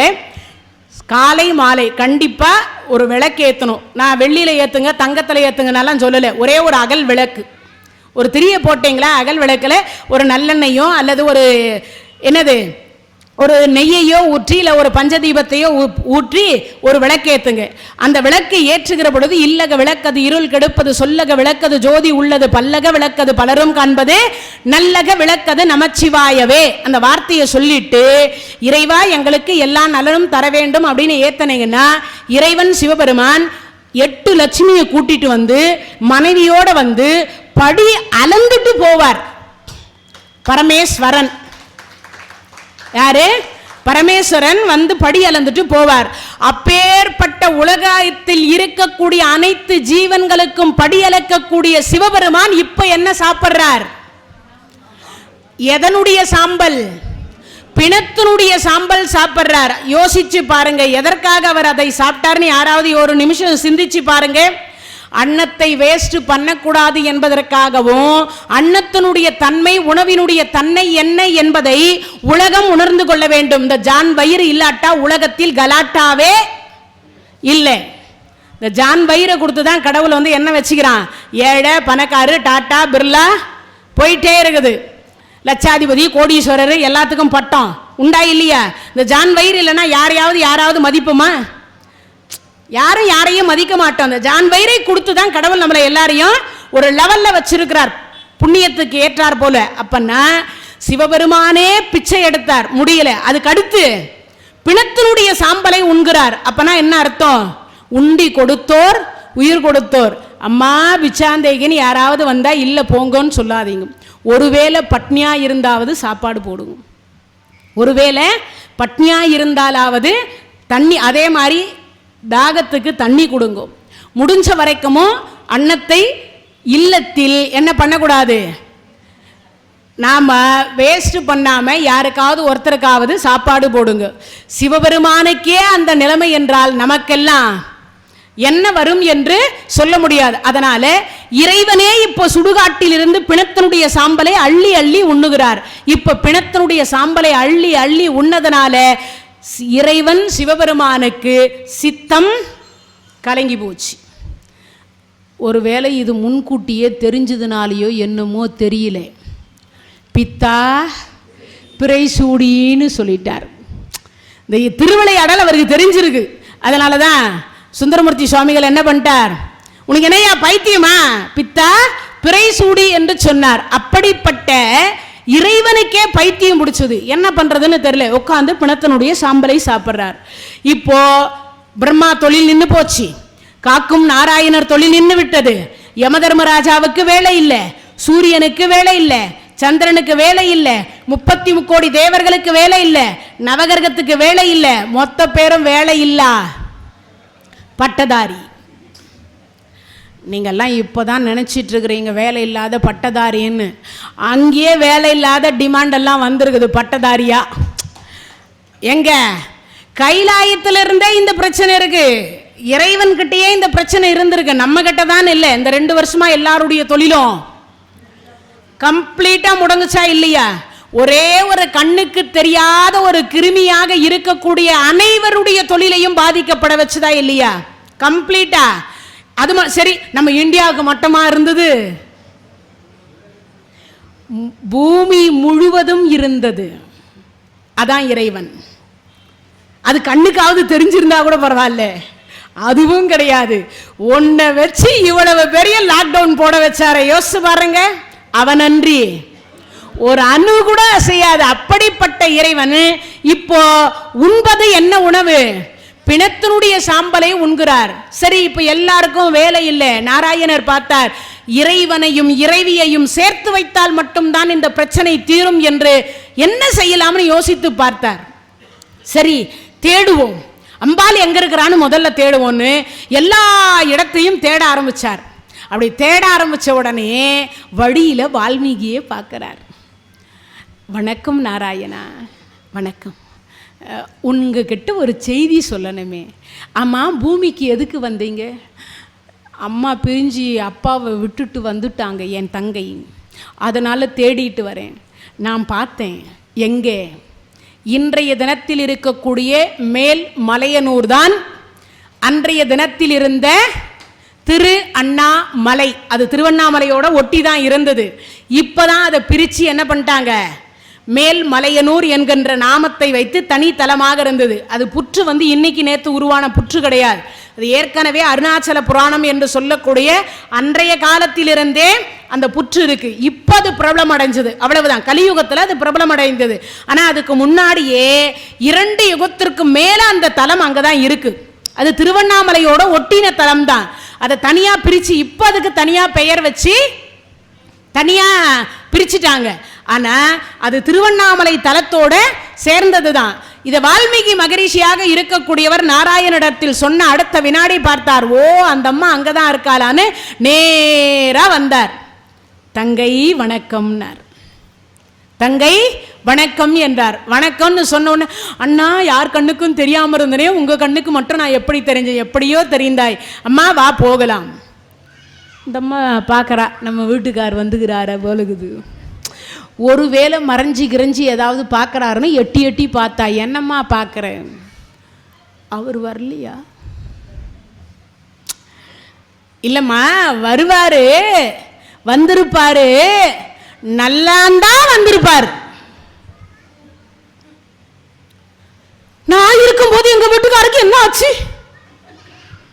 ஒன்றும் இல்லைம்மா, கொஞ்சம் உடம்பு சரியில்லை, அவ்வளவுதான். அண்ணா என்ன சொல்கிறீங்க? அம்மா உங்கள் வீட்டுக்காரரை நீ பார்க்கணும் தானே? ஆமாம். அப்படியானா நான் சொல்கிற மாதிரி செய்தால் உங்கள் வீட்டுக்காரர்கிட்ட நான் உன்னை கூப்பிட்டு போகிறேன். அண்ணா என்ன செய்யணும்? இந்த உலகத்தில் எத்தனை வகையான தானியம் இருக்கின்றதோ அத்தனை வகையான தானியத்தையும் உற்பத்தி செய்து அதை சுண்டலாக அவித்து எடுத்துக்கொள். சரி. எத்தனை வகையான காய்கறிகள் இருக்கின்றதோ அத்தனை வகையான காய்கறிகளையும் எடுத்துக்கொள். சரி. எத்தனை வகையான பழங்கள் இருக்கின்றதோ அத்தனை வகையான பழங்களையும் எடுத்துக்கொள். சரி. எல்லாம் அந்த அம்மா சேகரித்து முடிக்கிறதுக்கு ராத்திரி 12 மணி ஆயிடுச்சு. ராத்திரி 12 மணி ஆச்சு. ஆன உடனே இந்த அம்மா புறப்பட்டா. அண்ணா எங்கே போகிறது? நான் முன்னாடி போகிறேன், நீ பின்னாடி வா. சுடுகாட்டுக்கு தான் கூட்டு போகிறோம். உங்கள் வீட்டுக்காருக்கு பைத்தியம் பிடிச்சிக்குதுன்னா அந்த அம்மா ஒன்றும் பண்ணியிருக்க மாட்டான். அதனால் நான் முன்னாடி போகிறேன், நீ பின்னாடி வா. அண்ணா எங்கண்ணா? அதோ கொஞ்சம் தொலைவுதாம்மா. அண்ணா எங்கண்ணா? அது கொஞ்சம் தொலைவுதாம்மா. இப்படியே சுடுகாடு வரைக்கும் அந்த கூட்டு போனார். சரி, நேராக சுடுகாட்டுக்கு போய் பார்த்தா அங்கே இவர் என்ன பண்ணுறாரு, பிணத்தினுடைய சாம்பலை அள்ளி அள்ளி அள்ளி அள்ளி தின்று கொண்டிருக்கின்றார். இந்த பிரம்ம கபாலம் கண்ணை மூடிக்கிட்டு இந்த வாயு மூடிக்கிச்சு. ஏன்? சிவசிவா, இந்த சிவபெருமான் சாப்பாடு நல்லா இருந்ததுன்னு கொஞ்ச நாள் நல்லா சாப்பிட்டேன்.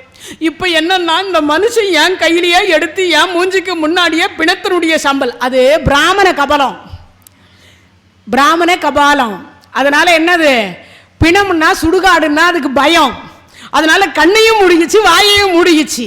சரி, இப்போ பார்த்த உடனே இந்த அம்மா கூடையை இறக்கி வச்சுட்டு, சுவாமி நான் தான் பார்வதி வந்திருக்கிறேன், சுவாமி நான் தான் உங்க உமா மகேஸ்வரி வந்திருக்கேன், சுவாமி. யாரு நீ? பாப்பா அப்படின்ட்டு இவர் பாட்டுக்கு சாம்பல் அள்ளி சாப்பிட்றாரு. அண்ணா எங்க வீட்டுக்காருக்கு என்னாச்சு? அம்மா நடந்த கதை மொத்தத்தையும் சொன்னார். அப்படியா? அப்போ இந்த பிரம்ம கபாலம் கையை விட்டு போனால்தான் என் கணவனுடைய சித்தம் தெரியுமா? ஆமாம். அண்ணா இப்போ நான் என்ன செய்வது? சரி, அனைத்து உணவையும் உன் கைக்கு எவ்வளவு பெரிய உருண்டையை ஆக்க முடியுமோ ஒரு 3 உருண்டை ஆக்கு. அனைத்தையும் ஒன்று சேர்த்தார். 3 உருண்டையாக்க ஆக்கணும். ஆக்கின உடனே இதை என்ன பண்ண, இப்போ என்ன செய்வது? இந்த மூக்குக்கு கிட்ட கொண்டு போ. அப்படியே கொண்டு போன, கம்ம கம்ம கம்மன்னு வாசனை, என்ன வாசனை. அது ஆணுச்சு. அம்மா ஒரு உருண்டையை கொடு. 1 போச்சு. அது அப்படி உள்ளே போன உடனே மறைஞ்சு போச்சு. அம்மா 2வது உருண்டையை கொடு. 2வதும் போச்சு. இந்த 2வது போனதுக்கு அப்புறம் இந்த அம்மா 3வதையும் கொடுக்க தான் சொல்ல போறாருன்னு மூக்கு கிட்ட வரைக்கும் கொண்டு போயிட்டா. அம்மா பார்வதி தங்கை நிறுத்து நிறுத்து நிறுத்துன்னார். ஏன்னா இதையும் அதுக்கு தானே கொடுக்க போறீங்க? அம்மா இல்லை அண்ணா என்ன செய்யணும்? அம்மா சீக்கிரம் அது தின்று விட போகிறது, உன் தலைக்கு மேல கையை தட்டி இறைச்சிருன்ட்டார். மூன்றாவது உருண்டையை அப்படி ஒரு தட்டி அப்படி ஒரு இறைச்சா, நீங்கள்லாம் மாசி அமாவாசை என்று சொல்லக்கூடிய அன்றைய தினத்தில் என்ன பண்றீங்க? மயான கொள்ளை என்று சொல்லக்கூடிய அந்த மயான கொள்ளை, மசான கொள்ளை இல்ல, மயான கொள்ளைன்னு பேர், அதுக்கு பேரு.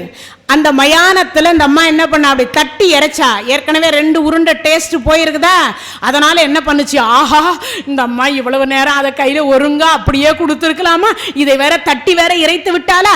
சிவன் கையை கீழே விட்டுட்டு அது ஒன்னொன்னா எடுத்து பொறுக்கி சாப்பிட ஆரம்பிச்சு. உடனே சிவபெருமான் அவர் அங்கேயே தான் இருக்கார், இன்னும் சித்தம் தெளியல, இந்த கையை விட்டு தான் விலகி இருக்கு, இன்னும் தெரியல. அண்ணா இப்ப என்ன செய்வது? அம்மா அந்த பிரம்ம கபாலத்தை வதம் செய், இந்த பிரம்ம கபாலத்தை வதம் செய்.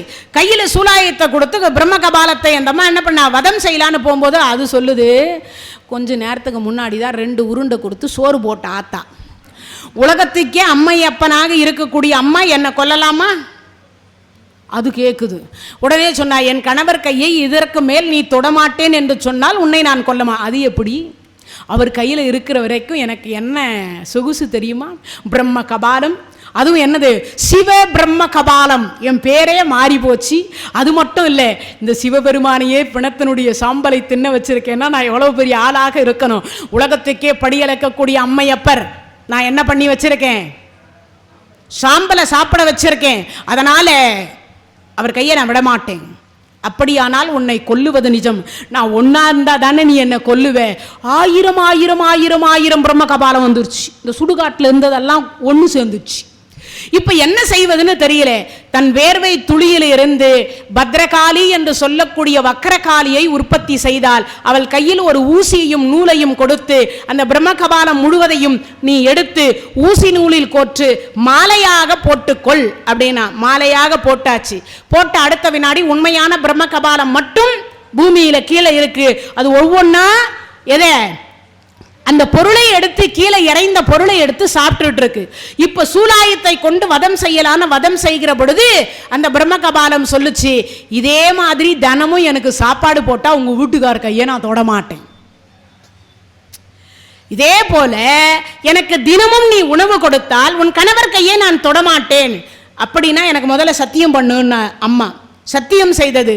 அடுத்த வினாடி பிரம்ம கபாலம் தினமும் இந்த உணவு தானே. வருடத்தில் ஒரு நாள் மாசி அமாவாசை அன்றைய தினத்தில் ஒரே ஒரு சுடுகாட்டிலாவது இந்த மயான கொள்ளை நடக்காவிட்டால் நீ என் கணவர் கையை தொட்டுக் கொள்ளலாம், இது நான் உனக்கு தரக்கூடிய வரம் என்று அம்பாள் வரம் கொடுத்தால், அன்றைய தினத்திலிருந்து அந்த பிரம்ம கபாலம் எங்க இருக்கு, சுடுகாட்டில் இருந்து என்ன பண்ணுது, இந்த மயான கொள்ளை என்று சொல்லக்கூடியது எப்ப வரும்னு உட்காந்து காத்துன்னு இருக்கு. அதை உண்பதற்கு ஒருவேளை எந்த சுடுகாட்டிலையும் அது நடக்கலைன்னா சிவன் கையை அது என்ன பண்ணும், மீண்டும் வந்து தொட்டுக்கொள்ளும். எல்லா சிவராத்திரிக்கும் பார்த்தீங்கன்னா இந்த போஸ்டர் அடிச்சிருப்பாங்க. எப்படி, சிவபெருமான காலில் போட்டு அம்மா மிதிச்சு சூலாயத்தில் இருக்கிற மாதிரி தாங்கும். எங்கேயாவது வீட்டுக்கார போய் ஒரு அம்மா காலில் போட்டு மிதிச்சு சூலாயத்தை வச்சுன்னு இருப்பாளா?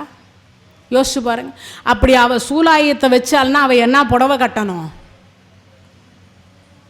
வெள்ளை புடவை கட்டணும். அப்படி வெள்ளை புடவை கட்டுறதுக்கு அந்த அம்மா தயாராக இருப்பாளா? யோசிச்சு பாருங்க. அதனால அந்த போஸ்டர் தவறானது, அந்த போஸ்டர் தவறானது. இறைவனை எக்காரணத்தை கொண்டும் தன்னுடைய வளர்ப்பு தந்தையாக இருக்கக்கூடிய தட்சன் சிவ நிந்தனை செய்ததனால நீயும் அழிய கடவது, உன் யாகமும் அழிய கடவது என்று சாபம் கொடுத்த அம்மையார், யாகத்தை அழித்த அம்மா. அவ வேற இல்ல, வீரபத்ரர் வேற இல்ல, சிவபெருமான் தான் வீரபத்ரர், பத்ரகாளி தான் அம்பாள். 2 பேருடைய கோவ கணல் இருந்து தான் வீரபத்ர சுவாமியும் பத்ரகாளியும் தோன்றினார்கள். அந்த யாகத்தையும் அழிச்சு, பிரம்மாவை அழிச்சு, நாராயணன் அழிச்சு, கடைசியில யாக குண்டத்துல யார் வளர்த்தானோ அந்த தட்சனையும் அழித்து அந்த தலையை கொண்டு போய் யாக குண்டத்துல போட்டாங்க. ஆட்டு தலையை தான் சிவபெருமான் அதுக்கப்புறம் பொருத்தி, அதுக்கப்புறம் அவர் 1000 வருஷம் தவம் பண்ணி அதுக்கப்புறம் தான் அவர் மோட்சத்துக்கு போனார், கைலாய பதவி அடைஞ்சார். அப்படிப்பட்ட அம்பாள் எப்படி சிவனை போய் காலில் போட்டு மிதிக்க முடியும்? யோசிக்கணும் எல்லாருமே. அதனால இப்போ அம்பாளாக இருக்கக்கூடியவள் அந்த பத்ரகாளி வக்கரகாளி என்று சொல்லக்கூடியவள் கழுத்துல தான் என்ன மாலை இருக்கும்? மண்டை ஓடனுடைய மாலை என்பது இருக்கும். அதுக்கு அடுத்து பார்த்தீங்கன்னா அம்பாள் இப்போ சிவபெருமான் கண் விழித்து பார்த்தார். நாராயணா நீ எங்க என்ன பண்ற? பார்வதி நீ எப்போ வந்தே? ஆமா நான் எங்க இருக்கேன்? நடந்த கதை முழுவதும் நாராயணர் சொன்னார். அப்பதான் அம்பிகை எனக்கு பைத்தியம் என்று தெரிந்த உடனே இவ்வளவு உணவுகளை எல்லாம் தயார் செய்து சுடுகாடு வரைக்கும் வந்து என்னையே காப்பாற்றி பைத்தியத்தை என் சித்தத்தை தெளிய வைத்தாய் அல்லவா, உனக்கு என்ன வரம் வேண்டுமோ கேள். அப்பதான் சிவபெருமானிடத்தில் அம்பாள் சொன்னாங்க, இந்த பிரிங்கி மகரிஷி வந்து நம் இருவரையும் பிரித்து விட்டார் அல்லவா, இனிமேல் எந்த மகரிஷியாலும் நம்மை பிரிக்கவே முடியாது. அப்படி பிரித்தால் இருவருக்கும் பிராணன் என்று சொல்லக்கூடியது இல்லாமல் போக வேண்டும். அதனால உங்க அங்கத்தில் எனக்கு பாதியை கொடுங்க, உங்க அங்கத்தில் எனக்கு பாதியை கொடுங்க என்று கேட்டவுடனே சிவபெருமான் தன் அங்கத்தில் பாதிய யாருக்கு கொடுத்துட்டாங்க? அங்காள பரமேஸ்வரி என்ற நாமத்தோடு அம்பிகைக்கு கொடுத்து விட்டார். அந்த அங்காள பரமேஸ்வரி என்ற நாமத்தோடு தான் மேல் மலையனூர் என்று சொல்லக்கூடிய தலத்தில், அந்த தலத்தில் தான் அது திருவண்ணாமலை தலம். அங்குதான் அர்த்தநாரீஸ்வரர் என்று சொல்லக்கூடிய சொரூபமாக இருக்கக்கூடிய சிவபெருமான். அதுவரைக்கும் சிவலிங்க சொரூபம் கிடையாது, அதுவரைக்கும் சிவலிங்க வழிபாடு இல்லை. அதுக்கப்புறம் வந்தது தான் சிவலிங்க வழிபாடு. கீழே இருக்கக்கூடிய ஆவுடை என்பது அம்பாள், மேலே இருக்கக்கூடிய லிங்க சொரூபம் சிவபெருமான். அப்ப கீழே இருக்கிற ஆவுடை யாரு? அம்பாள் தான் தாங்கி பிடிச்சுட்டு இருக்காங்க. யார? சிவபெருமானை. அப்ப அர்த்தநாரீஸ்வர சொரூபம் எது? சிவலிங்க சொரூபமே என்ன சொரூபம்? அர்த்தநாரீஸ்வர சொரூபம் என்று சொல்லக்கூடியது சிவலிங்க சொரூபமே அர்த்தநாரீஸ்வர சொரூபம் தான். அதனாலதான் அவளுக்கு என்ன பேர் வந்தது? அங்காள பரமேஸ்வரி என்று சொல்லக்கூடிய நாமம் என்பது அன்றைய தினத்திலிருந்து வந்தது. இது நடந்த தலம் திரு அண்ணாமலை என்று சொல்லக்கூடிய தலத்தில் தான் இது நடந்தது. அதற்கு பிறகு குக நமச்சிவாயம், குக நமச்சிவாயம் என்று சொல்லக்கூடிய ஒரு அடியார் இருந்தார், ஒரு சித்தர். அவர் குக நமச்சிவாயம் என்றவர் ஒரு சித்தர். ஆடு மேய்க்கக்கூடிய ஒருத்தர் போனார். பிரசவ வேதனையில ஒரு ஆடு துடித்தது. அந்த ஆட்டுக்குட்டியை ஈன்றெடுக்க முடியாம அந்த ஆடு இறந்து போச்சு. இறந்த அடுத்த வினாடி அந்த ஆட்டை சுமந்துகிட்டு இவர் போறார் அழுதுகிட்டே. என்ன பாடினார்? என் ஆடு இறந்து விட்டது, பிரசிக குட்டி போட முடியாமன்னார். சரி என்ன விலை சொல்லு, நான் வாங்கிக்கிறேன்னார். இவர் என்ன விலையா இருந்தாலும் நான் கொடுக்கறதுக்கு ரெடி. செத்து போன ஆட்டுக்கு நான் என்னையா விலை பேச முடியும், நீங்க என்ன நினைக்கிறீங்களோ கொடுங்க. சரி இவர் கொடுத்துட்டு ஒரு விலையை கொடுத்து வாங்கிட்டார். வாங்கிட்ட உடனே மறுநாள் மீதம் இருக்கக்கூடிய ஆட்டை ஓட்டி கொண்டு மேய்க்கிறதுக்கு வந்த பொழுது இந்த செத்து போன ஆடு மீண்டும் உயிர் பெற்று குட்டி போட்டு இந்த குட்டி பால் குடிச்சுட்டு இருக்குது. இதை அந்த ஆட்டுக்காரர் பார்க்கிறார். நேரா ஆடு மேய்க்கிறத விட்டுட்டு நேரா திருவண்ணாமலையில் இருக்கிற எல்லார்கிட்டையும் சொல்லிட்டார், இந்த குக நமச்சிவாயம் இருக்காரு செத்து போன ஆட்டை பிழைக்க வச்சுட்டார். நான் செத்த ஆட்டை தான் அவர்கிட்ட கொடுத்தேன், ஆனால் அந்த ஆடு இன்னைக்கு பார்த்தா குட்டி போட்டு அந்த குட்டி அந்த ஆட்டினுடைய மடியில் பால் குடித்து கொண்டிருக்கிறது. ஆடும் நன்றாக இருக்கின்றது, குட்டியும் நன்றாக இருக்கின்றது. இதை எவனாவது நம்புவானா? அப்பவே நம்பிக்கை இல்லை. சரி பார்த்தாங்க எல்லாரும். உண்மையாகவே அப்படி ஒருத்தர் அவர் செத்து போன ஆடை பிழைக்க வைக்கக்கூடியவராக இருப்பாரே, ஆனால் செத்த மாதிரி ஒருத்தனை நாம பாட கட்டு. எல்லாம் கூட்டம் சேர்ந்துச்சு, ஒரு பாடையை கட்டினது. இதில் யாரா நானே படுக்கிறேன்னு ஒருத்தன் வந்தான், அதில் படுத்தான். மூச்சை மட்டும் கொஞ்ச நேரம் அங்கே கொண்டு போய் இருக்க அவர்கிட்ட போகும்பொழுது கொஞ்சம் மூச்சை அடக்கிக்கோன்னு சொல்லிட்டு 4 பேர் தூக்கிக்கிட்டு, ஐயா நேற்று தினத்தில் செத்து போன ஆடை பிழைக்க வச்ச மாதிரி எங்க இவன் செத்து போயிட்டான், இவனுக்கு பொண்டாட்டி இருக்கு பிள்ளை இருக்கு, ஐயா நீங்க தான் காப்பாற்றணும். இவர் நேரா போய் உண்மை என்று நினைத்து குக நமச்சிவாயம் அப்படி போய் பார்த்தார். பார்த்தா அவருக்கு தெரியாத இந்த மூச்சு காற்று இழுத்து விடுகிற பொழுதே தெரிஞ்சிரும் இல்லையா? பார்த்த உடனே சொல்லிட்டார், செத்தவன் செத்தவனாகவே இருக்க கடவுதுன்ட்டார். செத்தவன் செத்தவனாகவே ஆக கடவுதுன்னார். அவன் உண்மையாகவே செத்து போயிட்டான். எல்லாம் கம்பு கிடப்பாறை மண்வெட்டி எல்லாத்தையும் தூக்கிட்டு அடிக்க ஆரம்பிச்சாங்க குகை நமச்சிவாயத்தை. அப்போ தான் அவர் சொன்னார், இந்த திருவண்ணாமலை அழிய கடவுது. அவர் தான் சாபம் கொடுத்தார். அப்படி சாபம் கொடுத்த உடனே கொஞ்சம் கொஞ்சமாக திருவண்ணாமலை அங்கங்கே பற்றி எரிய ஆரம்பிச்சுது. ஒரு பக்கம் எரியும், ஒரு பக்கம் பார்த்தீங்கன்னா எங்கேயாவது ஒரு இடத்துல நிலநடுக்கம் மாதிரி வர ஆரம்பிச்சுது. ஒரு இடத்துலையும் ஒரு தீங்குகள் நடந்து கொண்டே இருந்தது. அதற்கு பிறகுதான் இவர்களுக்கு தெரிய வந்தது, இவர் கொடுத்த சாபத்தினால் தான் இப்படின்னு. உடனே நேரடியாக போய் எல்லோரும் அண்ணாமலையாரிடத்தில் போய் பிரார்த்தனை செய்தார்கள். பிரார்த்தித்த உடனே அண்ணாமலையார் அசரீதியாக ஒரு வாக்கு சொன்னாராம். அவரிடத்தில் போய் எல்லோரும் மன்னிப்பு கேளுங்கள், திருவண்ணாமலை மீண்டும் தலைக்கும் என்றார்.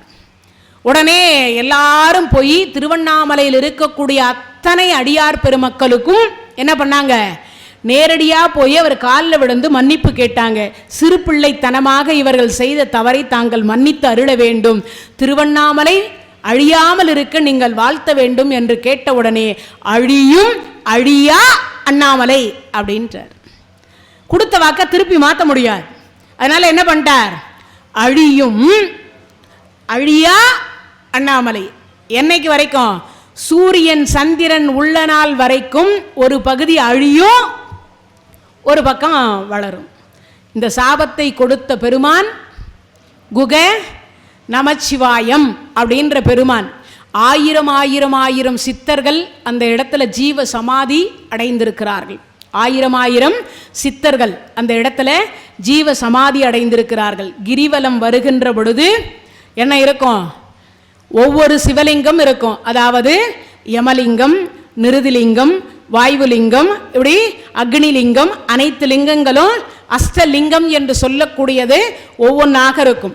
நமக்கு யமபயம் வராமல் இருக்கணும்னா அந்த யமலிங்கத்தை வழிபாடு செய்யலாம். நம்ம வீட்டில் ஏதாவது ஒரு வாஸ்து சரியில்லைன்னா ஈசான லிங்கம் அப்படின்னு ஒரு லிங்கம் இருக்கு. அந்த லிங்கத்தை கிரிவல பாதையில தான் எல்லாமே இருக்கும்.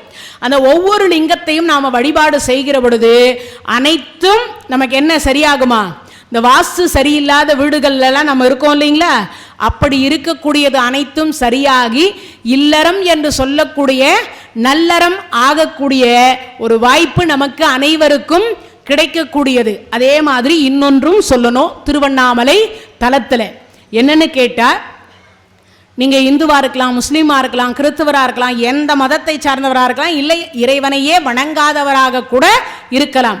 ஒருவேளை இது நினைவில் வச்சுக்கோங்க, எப்பயும் இந்த நினைவு மட்டும் உங்கள் நெஞ்சில் இருந்துக்கிட்டே இருக்கணும். ஒரு நாளைக்கு ஒரு முறையாவது அண்ணாமலையாருக்கு அரோகரா இந்த வார்த்தையை சொல்லணும். அதே மாதிரி அண்ணாமலையும் அண்ணா போற்றி கண்ணாரமுத கடலே போற்றி இந்த வார்த்தையை எழுந்த உடனே சொல்லணும். ஒருவேளை அப்படி சொன்னீங்கன்னா அன்றைய தினத்தில் நம் பிராணன் பிரியுமே, ஆனால் நேர என்ன கிடைக்கும், கைலாய பதவி கிடைக்கும். நினைத்தால் முக்தி தரக்கூடிய தலம். அதனால ஒரு நாளைக்கு ஒரு முறை சொல்லிட்டீங்கன்னா என்ன கிடைக்குது, பாயிண்ட் டு பாயிண்ட் மாதிரி நமக்கு என்ன வராது. யம தர்மராஜா எருமக்கடை மேல வரமாட்டார். கைலாயத்திலிருந்து சுந்தரமூர்த்தி சுவாமிகளுக்கு எப்படி வந்ததோ அது மாதிரி நமக்கும் வரும். நம்பிக்கையோடு சொல்லணும், அதான் ரொம்ப முக்கியம். அதுக்கு அடுத்து இன்னொன்று, சரி நமக்கு சொல்லிக்கிறோம், அடுத்தவங்களுக்கு எப்படி அது பயன்படணும். ஒருவேளை பிராணன் என்று சொல்லக்கூடியது பிரியும் தருவாயில் இருந்தால், வயசானவங்களா இருக்கலாம், வயசு உள்ளவங்களா இருக்கலாம், இல்லை ஏதாவது ஒரு இடத்தில் ஒருவருடைய உயிர் இப்பொழுது பிரிய இருக்கின்றது அப்படின்னா, இல்லை பிரிஞ்சிட்டே இருந்தாலும் கூட அவருடைய திருக்காதில் போய் அண்ணாமலையாருக்கு அரோகரா என்ற வார்த்தையை அனைவரும் சொல்லணும்.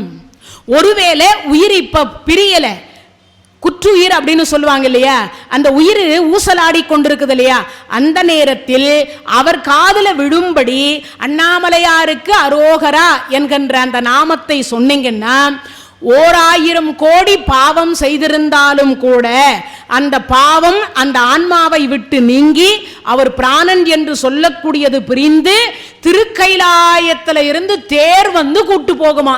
அப்பேற்பட்ட பேருக்கு சொந்தக்காரர்.